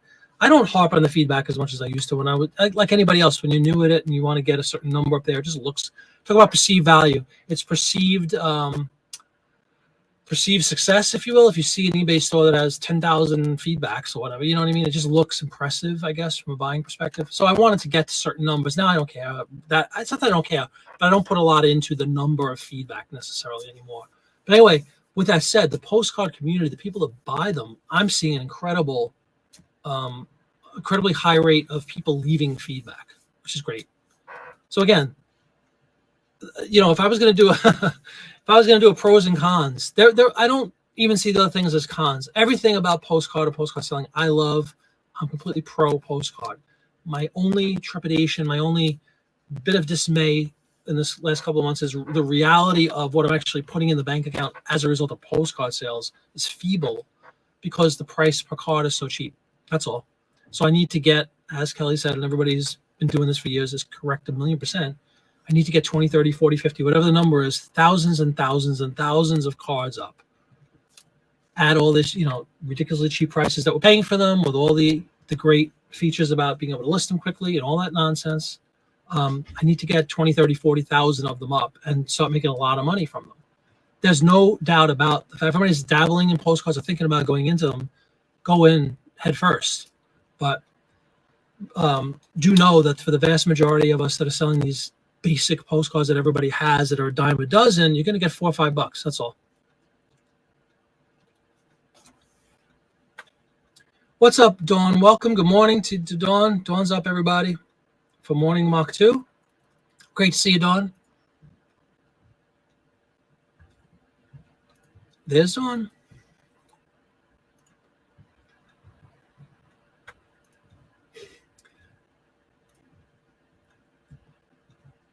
Everybody greetings to Dawn. Where's the curtsy? Dawn usually curtsies. Clever Nanfei Blue Golf 80. Welcome to the show. What an interesting name. The most time-consuming piece of selling a postcard is the packaging and shipping costs, which is seconds for me. Like, I have absolutely no problem. In fact, on the opposite, I'm amazed at how easy all those processes are with postcards, especially related to other things that I've sold and many other people sell. The ease of storage and shipping and scanning is probably rivaled by almost nothing else. As much as I love my print ads, and that's been my bread and butter from day one on eBay, not day one, but the main thing that I've been selling for years is compared to postcards, they're a hassle. I mean, I love, and you see the videos. Yes, they're easy to scan all, but comparatively speaking, unless I could throw them in the duplex scanner, which does happen on occasion, it takes me 10 times longer to list a print ad from beginning to end than it does a postcard. Postcard's a child's play for listing, ease of listing, for ease of storage. Even though print ads are pretty dang simple too, as you've seen in the videos, the paper, piece of paper, right? Shipping is child's play for me personally. It's very simple. Almost every one I've done is the ESC thing. Throw them in an envelope, done. I mean, it takes a second. It's so easy to ship. You can hide. Yeah, we talked about this in the last show, right? That whole zero quantity nonsense. I don't know. I'd have to learn more about it. Like, I remember I was asking about that. It's an all or none scenario, right? You have to have that option, I think, on everything. Is that right? On all your items for sale? So I don't know. I'd have to read more into it.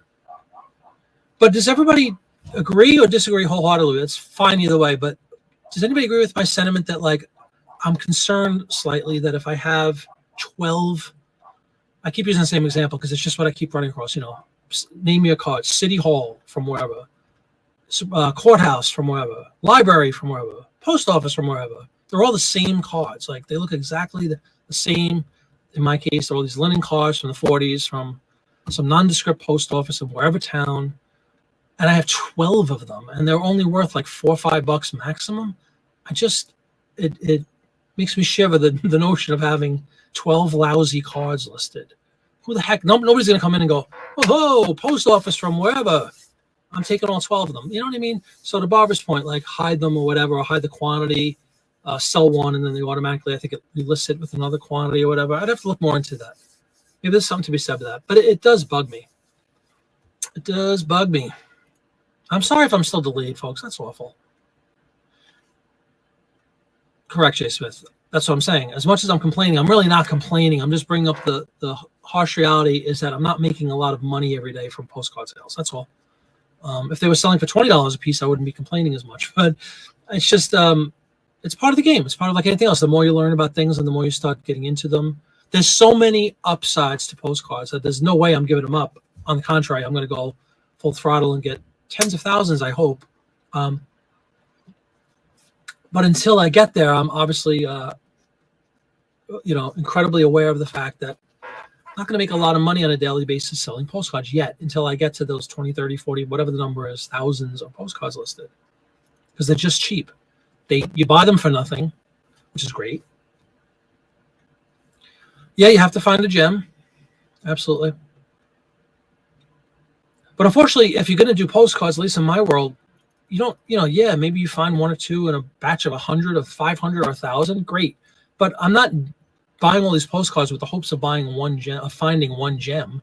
I'm buying 1,000 postcards, hoping to sell them all for about $5 or $6 or $7, which again on paper means I could have $5,000 in that one thing, or $10,000, But it's going to take a long time to get them all back. Yeah, am I delayed in Canada? Canada is always ahead of the curve with the delay thing. Let's see. I await Dawn's response. Research, I agree, is the slow spot. If you need to research them. My library or my city hall and my Supreme Court building and my YMCA don't often need research. They're all $5.99. People buy our cars older than I say money. True. Nothing wrong with that. And I like getting them a deal, perceived deal. I'm not done in the market, Kelly. Don't be a wise guy. I'm just bringing up points that I'm learning about. Yeah. Without question, Jay Smith. Again, I'm going to back up a minute. I completely agree with all of you. Yes, the ROI is amazing. In these lots that I bought, I rolled out to 12 cents a card. So even at $5, whatever the math is, making heaps of return on an investment without question. But until I get to this, to me, unless I get to like 20 or 30,000 cards, which is what, 15 to 20x my current listing volume, I'm not going to be making a lot of money on postcards. This is not, thank God, I'm not hanging my hat on just selling postcards yet. But if you get to that point where you have 30, 40, 50,000 postcards, you're going to make a lot of money because the numbers just bear out that you're going to sell a bunch every day. Kelly was saying he does 25 a day, 30 a day. That's great. That's fantastic. But the only downside to me is that those 30 a day, most of them are probably between $5 and $10, and that's still good money. Very good money, as a matter of fact. So I'm thrilled with the whole thing. It's just something that, as I'm looking back now, this is, I guess, my third month, right? October, my third month of doing them. That's all. It's just a point that, boy, you don't make a lot of money on them yet because the cards I purchased, now this is all comes back to my own purchase history. I'm buying run-of-the-mill typical postcards. And it's very true. The people that buy them are usually older. They're also very polite, great people. I love the community. I loved my experience at the postcard show. People are fantastic. So they're polite. They're true. They want to get a deal.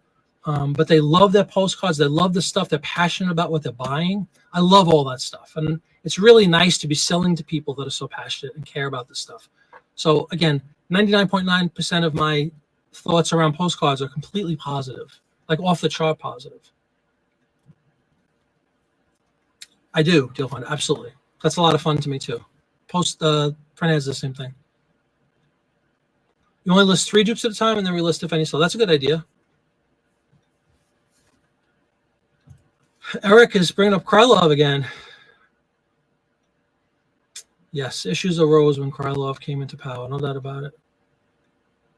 Learning more about cars, that's cool.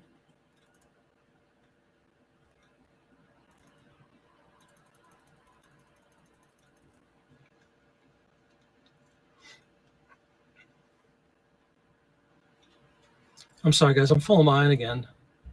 Put the multiples behind the card, behind the listed card, and sell similar when it sells. Yeah, that's true too. So just put the one up. You had one card. I had 4 and sold it a few months ago. That's awesome. You have multiples. You often put excess cards in lots or in quarter boxes. That's cool. Absolutely. Scarcity is a great word. To me, and nothing to do with postcards, everything. Scarcity is what leads to value in most cases, right? Of anything. Supply and demand. Pretty basic concept. Dawn says, and yes. Not sure what she's going back to. I'm trying to catch up with everybody. Pirate Ship. Yep, I'm a big fan of Pirate Ship. Pirate Ship is a great option when eBay suddenly blocks out your ability to do something media mail, which has happened. We sell some records here. And for whatever reason, once in a while on eBay, it doesn't give you the option to sell a piece of media via media mail. And that's where something like Pirate Ship is a really good tool to use. Yeah, Dawn, they've been saying since the start of the show. I'm sorry about that. It's not me. It's got to be a YouTube thing. Thank you, Kelly. Exactly. Nothing I can do about it. Sorry. If I could, I would. Trust me. He knows, Dawn. Yeah, we thought Canada would be hip and make it match. Stuck. Yes. Sorry, everybody. No one else is bothered with this. Let's move on to print ads. You seem happy when talking. Kelly, you are a funny kid. Let me just tell you. He's a funny guy, Kelly. Just bringing up a point, baby. Bringing up a point. Turn best offers for your cheaper cards. That's a good idea. Oh, Kelly has a great approach. I think Kelly's fantastic. Kelly does great work. Kelly has a lot of volume. Kelly works very hard, and he has a daytime job as a young man. And he hopes to get out of there, and I hope he does too.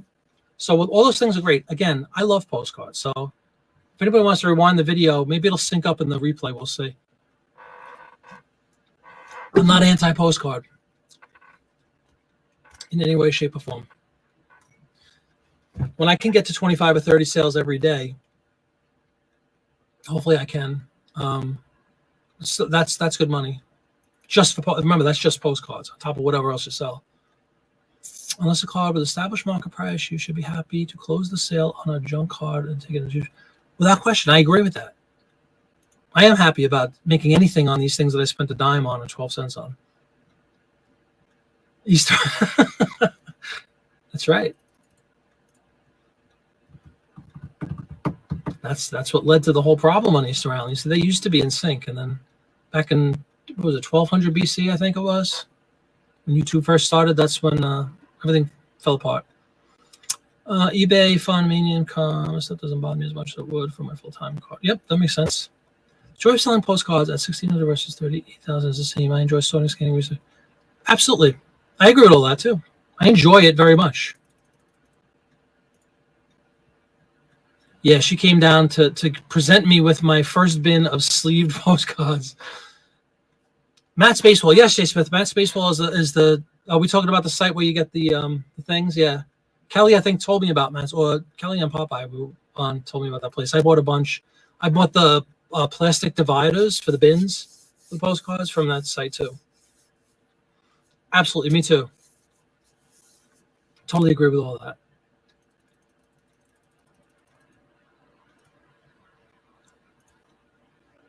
Yeah, she does. Poor girl. She was doing great, and despite me being sick for the last 9 months, she was holding out, and then all of a sudden, the last couple of days, all of a sudden, tickle in the throat, the cough, awful. Your feedback is stuck, stalled. Same number, yeah. Again, in the pro, a tick for the pro column, you get great feedback if you sell postcards, like all the time. The percentage of people that leave feedback, I should say, is incredibly high for me. Much more so than the other categories I sell in anyway. Print ads, I love print ads. I love when people buy them print ads. I'm still in that same, what is it, like maybe 10, 15% of the people kind enough to leave feedback on them. I'm not as hung up about feedback anymore. I used to be.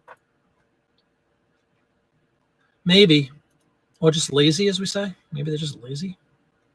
There's probably, I hate to, because we're so vested in reselling the collective we that are watching the show and are all dabble in this business, we're so heavily vested into it that we think that all these different aspects of reselling should be followed by these buyers. Like, this could just be some person, especially postcard. It's true. The vast majority of them are going to be older, of course. And they're probably not thinking about those other elements of your process. You know, they're like, I wanted that Atlantic City postcard. I got it. Thanks. Whereas, at least for me and a lot of us, we're probably hung up on a lot of these other, factors that go into it. Like, why wouldn't they leave feedback? And what, just think of yourself. I mean, again, because I do sell on eBay, if I buy records and stuff on eBay that I love, I always leave feedback because I know what it means to be a seller on eBay. And you kind of want that feedback, not just to make that little number go up, but it's a genuine desire for me, especially something new like postcards that I'm getting into. I want to know that they're shipped quickly. I want to know that they arrive safely. I want to know that the people are happy with the way I've shipped them. Because if not, I want to be able to pivot and change things up to make them satisfied buyers, right? And return buyers. So that's the biggest, what I look for, the biggest appeal and feedback for me is genuine feedback, not like canned responses. Thanks, hope to do business with you again kind of stuff. I like when somebody writes something specific and unique, shipped really well, packed with care, something like that. I want that. I want to know that I'm doing a good job and that they are happy with what they picked up. Because I'm a buyer, I buy records on eBay all the time, and it's funny. Sometimes you see people that just throw a record in a piece of cardboard and that's it. Like this, and they don't realize that they can get soaking wet. Like even if it doesn't have to be raining in your location. Just look what we're all going through right now. During the process of being mailed and all the different, trucks and cars and ships potentially and wherever else, the air, the method of travel and all the different locations that they go through to get from point A to point B, odds are they're going to get wet and stuff. And you have to protect the record. You have to put a plastic thing. And I've actually, I've left feedback. I never leave feedback. I don't leave bad feedback unless they're complete morons. I can count on one finger or two fingers how many negative feedbacks I've ever left. But I will give a little feedback in the form of a comment and just say, hey, man, you really need to protect the record. It arrived to me wet. And then most of the time they're cool about it. Like, oh, I didn't know that. I'm so sorry. No problem. It's just a learning experience, as they used to say. It's really true, though. Records with paper, certainly, you have to make sure. That's why we have these little sleeves and things. Water is paper's enemy. Moisture is paper's enemy. So never ship a record. Just put a sleeve in a piece of cardboard and ship it out because it's cheap and media mail. I mean, my God, you got to put plastic or something to cover it so it doesn't get wet. It'll destroy the album cover. It'll destroy the record. Oh, really? So right now, I mean, again, it's much smaller sample size. I'm getting more than that, man. I could do a little analysis or whatever, but it's a high percentage for me. And I really do appreciate it. I'm shocked every time I see the number. I'm like, wow, somebody else, like the second it's delivered, great card or whatever. They're very appreciative. It seems to be a very appreciative collector group. Yeah, who's asking about sheet music? Oh, I'm sorry, Jack. I missed that one. Do you do much? Yeah, I have. I mean, I don't do much. I have a couple hundred sheet musics. I've been selling them for a few years. I do really well. Again, ROI. The biggest collection of sheet music my wife picked up on a Facebook marketplace. I might have mentioned this. I think I mentioned it in my sheet music video. We have like 10 cents into them. So again, ROI like a postcard. But unlike postcards, at least right now for me, they sell for like 15 to 25, 30 bucks a piece. So they sell really well, like much higher dollar amount. And a lot of the people, I'll get back to what Kelly wrote. A lot of the people, just so you know, Jackie Jack, if you're interested in sheet music, I had to have a video about it. Most of the people buy it for the image on the cover. It's kind of polar opposite for me of the magazine ads. Like the whole reason not the whole reason. One of the reasons I don't sell the magazine itself is I won't source a magazine potentially, like what Mike was saying earlier in the show. If there's damage on the cover, you're pretty much shot. If there's a rip or a tear or mildew, God forbid, or water stains or whatever on the cover, it's kind of a deal breaker for the magazine as a whole. Whereas you can open up and maybe after the first 2 or 3 pages, the next 300 are perfectly fine. So you can make all your money on the innards of the magazine. With the sheet music, the condition, like most things, condition is king, as I said in my video, and you want the cover to be in good shape because that's what people are going to usually. Most of the sheet music people that I've sold to, not so interested in the actual tablature and the sheet music, the notation. They're interested in the cover work and the artwork and the artist or the song. Sorry, I went backwards there.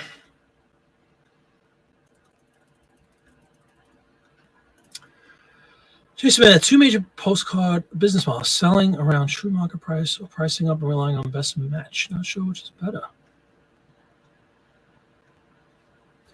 I think, excuse me, everybody. I'm so sorry. I'm trying so hard not to cough. I think you have to go. Not that you have to. Everybody's approach is different. I go a little higher, but I mean, I'm also very, I'm keenly aware already of, again, the cards I have right now.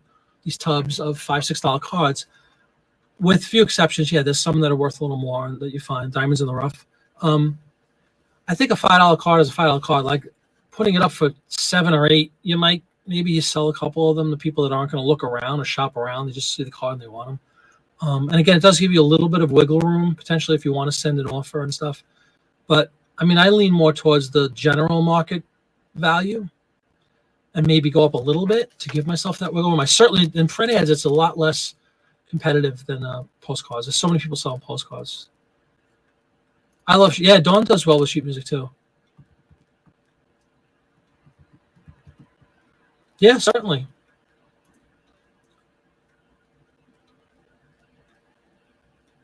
That's a good ideal person. Now, the only hassle for me to that end is you have to now store. It's not really a hassle. It's true. What my wife actually did, because she sleeves them. Excuse me. She sleeved some of the tubs I have now. What she said is she's going to put, if there's 7 cards of this post office, she puts them all in one sleeve, so I know that there's 7 of them. So I guess that's really not much of a hassle. I could just keep the same SKU on there, like A7 or whatever, and just add another one if it sells. That's true. I might do that. I just don't like the idea of having, 5, 10 variations of the same card for a cheap card. Yeah, exactly. Absolutely don't. I know that. You don't share a concern. Mostly so many of those cards that you have multiples of are also listed as hundreds. Yeah, that's very true too.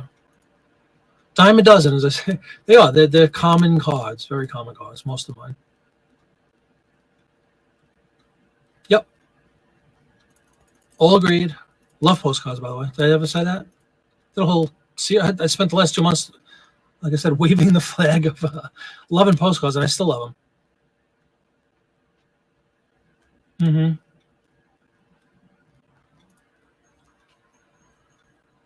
Yep. See, I'm a big fan of that second statement. Keep them moving. That's especially being early in the game and having a relatively small amount listed. I just want to get rid of them too. I'm not going to be stubborn. I don't, like I said, I don't think I've ever declined an offer yet that I've received on postcards. They've all been, as annoying as it might seem to me and childish maybe, of a $4.99 card and they offer me $4.50. I'm gonna take it, but it's just I gotta get past that psychological thing of like, are you kidding me? And just I accept. I want to move them. I'm gonna get them out. Not gonna fight over 50 cents.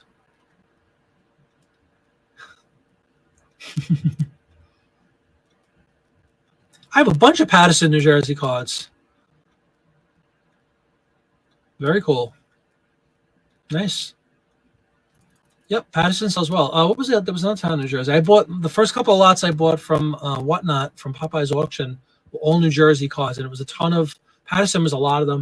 There was also a ton of seashore towns, Atlantic City, Asbury Park, all that stuff, and that's true. They sell really well. There's people that collect this stuff. When I say sell well, I don't mean for a lot of money. I just mean they sell well. They have a good sell-through, which is wonderful. When you have a dime to 20 cents into them and they sell for $5, that's a lot of money. That's what you got to watch. That's what he does, though. You just sold an Easter postcard. Very good. Congratulations. Media mail on what? You can't use postcards. Don't sell with media mail. Thank you, honey. Mrs. Slippage showing up with a mug of tea. Thank you, honey. Right from a deathbed. Thank you, honey. Good night. Want a cookie? No, I'm good. No, I'm good. Thank you, though. Hot cup of tea. Thank you very much. I'm sorry, Victoria. You can't sell. You can't ship. I don't know if you're talking about postcards. You can't sell ship postcards, media mail. You can't ship print ads, media mail. It's for media. You can't sell magazines media. You can't ship magazines media mail either. Even though a lot of people do it, you're really not supposed to. NASA has these. Thank you, Travis. Merry Christmas, man. Thanks so much for coming in.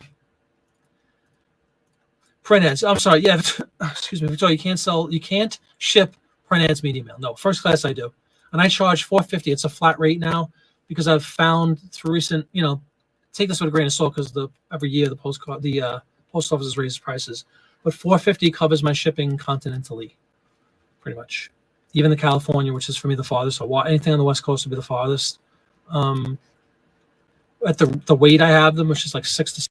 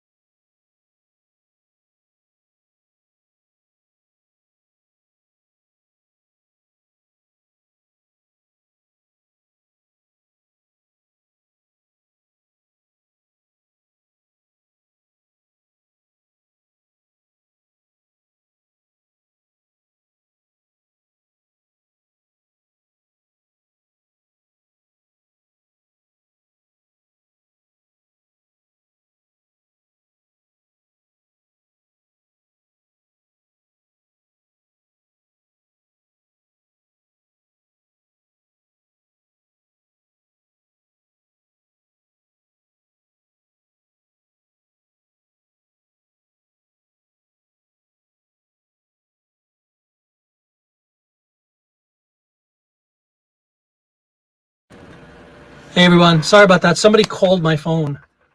I had it on, at least I thought I had it on silence or whatever. Am I back, everybody? I should be back. Let me know if the delay went away.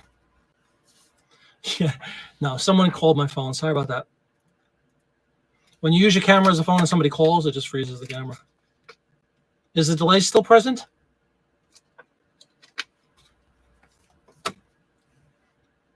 The Jeopardy music, yeah. The delay is gone. There you go. Do Easter cards sell well? I don't have much experience in the greeting card space yet. The greeting card postcard space. I would imagine they do. I know, my limited experience. Again, if I could try to correlate with the print ad thing, which does have some similarities. Christmas and Halloween would be the biggest two holidays, sales perspective wise. I'm glad the thing is gone, everybody. Thank you. See, that's all that had to happen. If somebody would just call me. Old photos, absolutely. Photos do really well, Victoria. There's a whole huge marketplace of, collectively under the umbrella of ephemera, which includes postcards and print ads and trade cards and photos and all that stuff. A lot of people sell photos really well. Thanks, everybody. Sorry about that. Yeah, one second. Yeah, exactly. Good. Thank you very much, Michael. Great to see you again. Thanks for coming in. Donna sold Easter cards. Cool. All right, let's cue up some hot tea, everybody. See if we can get rid of this little cough. If you're gonna have a cup of tea, you might as well go with a monster mug. This is from one of my sons graduated from a college called Kutztown a couple of years ago. He's now a school teacher, and this was one of the Kutztown. We have all kinds of Kutztown paraphernalia. One of which is this goblet, which works really well for coffee usually for me. But now we're gonna go tea tonight. A lemon, spot of lemon. I'm used to this drill.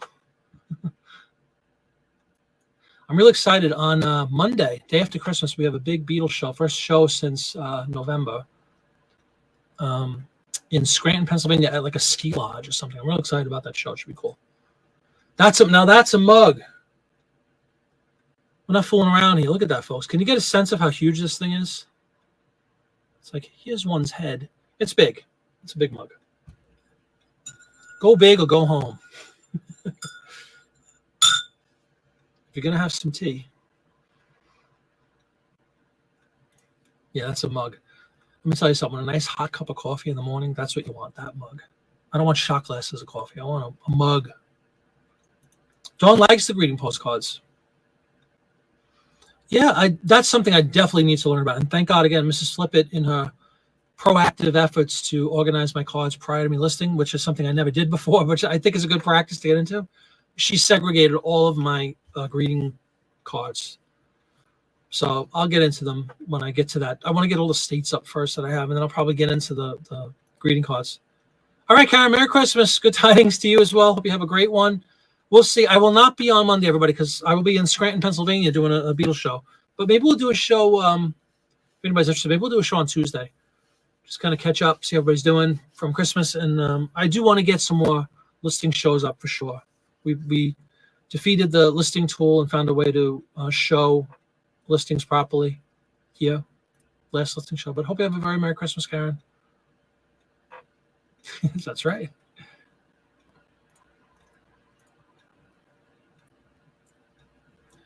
Tyrone, not sure what that is. I've lived here about 12 years, but I still think I'm new, Pennsylvania. We're in extreme southeast Pennsylvania, about 25 minutes south of Philadelphia and about 5 minutes north of Delaware. Right on the border. It's all right. There's some areas that are like anything else. There's some areas that are really nice. You know, our specific area where we live is very nice, but you know, you drive like 3 blocks in one direction. It's not as good. It's not that there's nothing wrong with it. It's just we live not too far from 95, which is a huge interstate highway. And this is true of any place. If you live near an interstate or the airport is like 10 minutes north of us. If you live, it's like an industrial area, if that makes sense. So we're not very far from the industrial area. Hence, you know, if you drive towards the industrial area, the housing situation there is not optimal. But we're far enough removed that our area is very nice. There's a lot of conveniences for me because I travel a lot.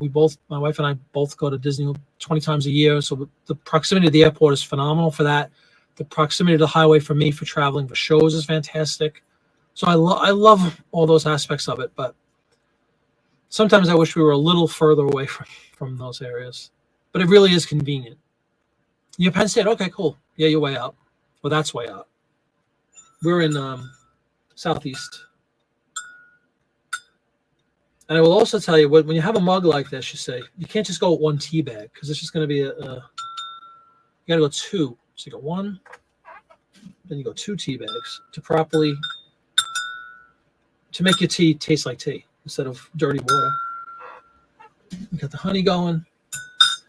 Then we take our little carafe of milk, apply thusly, stirring. Far too much milk, but you know, better too little than not enough. Too much than not enough, I should say. Sorry. So all this milk will just go back into the carton. Stir it around. That's right. The techniques of how to create a proper mug of tea. Test for heat with a spoon. Delicious. Well done. So we go from the ice cold Baileys to the disgustingly boiling hot tea. But it is tasty and very soothing. You guys are still having snow, Dawn? Yeah, we've had no precipitation for I don't know, 2 o'clock. It stopped raining here. Chevy Chase, Maryland, next to DC and all. Yeah. Again, there's a lot of, we'll talk about pros and cons. There's a lot of pros, proximity to these areas. It's great for travel. Correct. Yeah, Bailey's does contain milk-like substances anyway, right, CJ? I don't know where this, remember I had warned if anybody was watching the beginning of the show, we opened up with a statement from myself saying I might have to step out for 5 minutes and deliver some cookies, or somebody's going to come to the house and bring the cookies. It's now 8 o'clock here on the East Coast, and I think they might have already showed up. Maybe Mrs. Flippett took care of that for me, which is really, really greatly appreciated. And to you, Charles, Merry Christmas, sir. Thanks for coming in.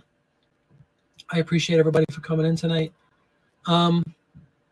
Anything else anybody wants to talk about really quickly? We're probably going to wrap up because I'm seeing things at this point. I've been up for, I got up like 4 in the morning. Not to whine, but I did.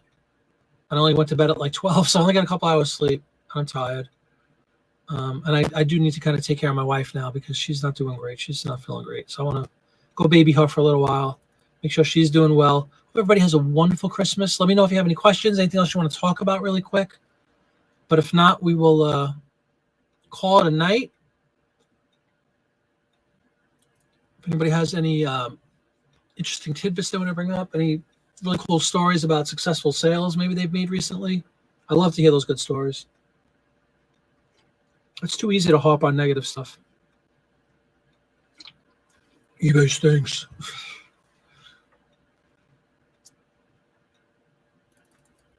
But if not,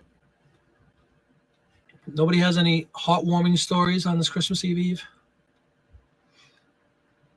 Dawn, what have you saw? Dawn has to have a hot one. Dawn is a heartwarming kind of gal. She's got to have a cozy Christmas Eve story to tell everybody, a Canadian-related sales experience. Don't you, Dawn? Oh, here we go. Jackie Jack is trying to unload a pile of printers. There you go.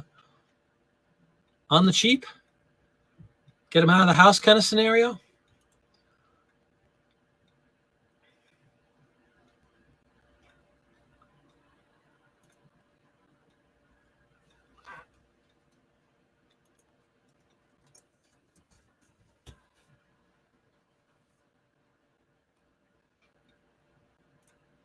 Come on, Dawn. Where's your quick story? We're going to close out with a Dawn tale.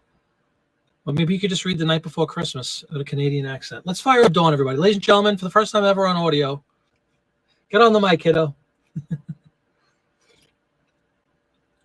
No, we don't put omnipresent Dawn on the spot. You got it for free at a church sale. Very cool, very cool. Bunch of printers. Tested for functionality and whatnot, or you just get rid of them? Buyer beware kind of scenario. That's all right, Dawn. No problem. All right, everybody. I hope you have a wonderful Christmas, wonderful Hanukkah, whatever you like to hang your hat on. I hope you have a wonderful one. At a minimum, have a great weekend. All right. And we will be back probably Tuesday. I want to schedule something on Tuesday night. I do have a Beatles show Monday, a big show. So I will not be on a Monday night as usual, but I want to get back in the swing of normalcy. You know, hopefully the whole throat thing is behind me. I did a couple of hour show tonight with, aside from the delays, a little whining about postcard money. It's been pretty successful. I haven't choked that many times, which I'm pretty happy about. I hope you have a wonderful Christmas, everybody. I'll see you on Tuesday night. Let's send you out with a little, what should we send you out with? Anybody who might not have seen the beginning of the show, we'll send you out the same way. This is myself and a couple members of my band from last Christmas performing Happy Christmas, War is Over by John Lennon. Good night, everybody. Bye.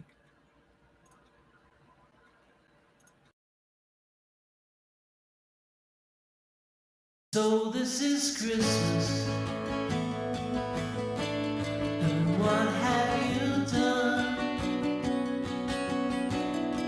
Another year over, and a new one just begun. And so this is Christmas.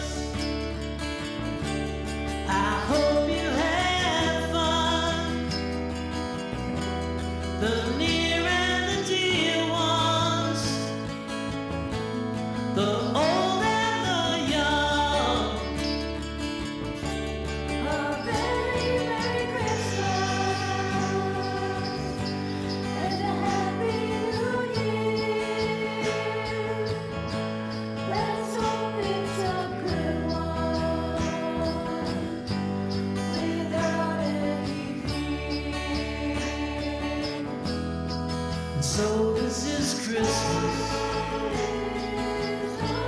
for weak and for strong, the rich and the poor ones. The road is so long, and so happy Christmas for black and for white, for yellow and red ones. Let's stop all the fight.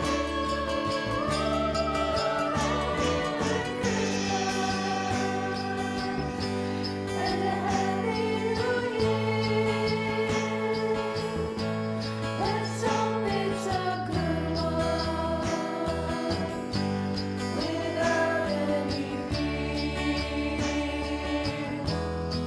So this is Christmas, and what have we done? Another year over, and new one just begun. And so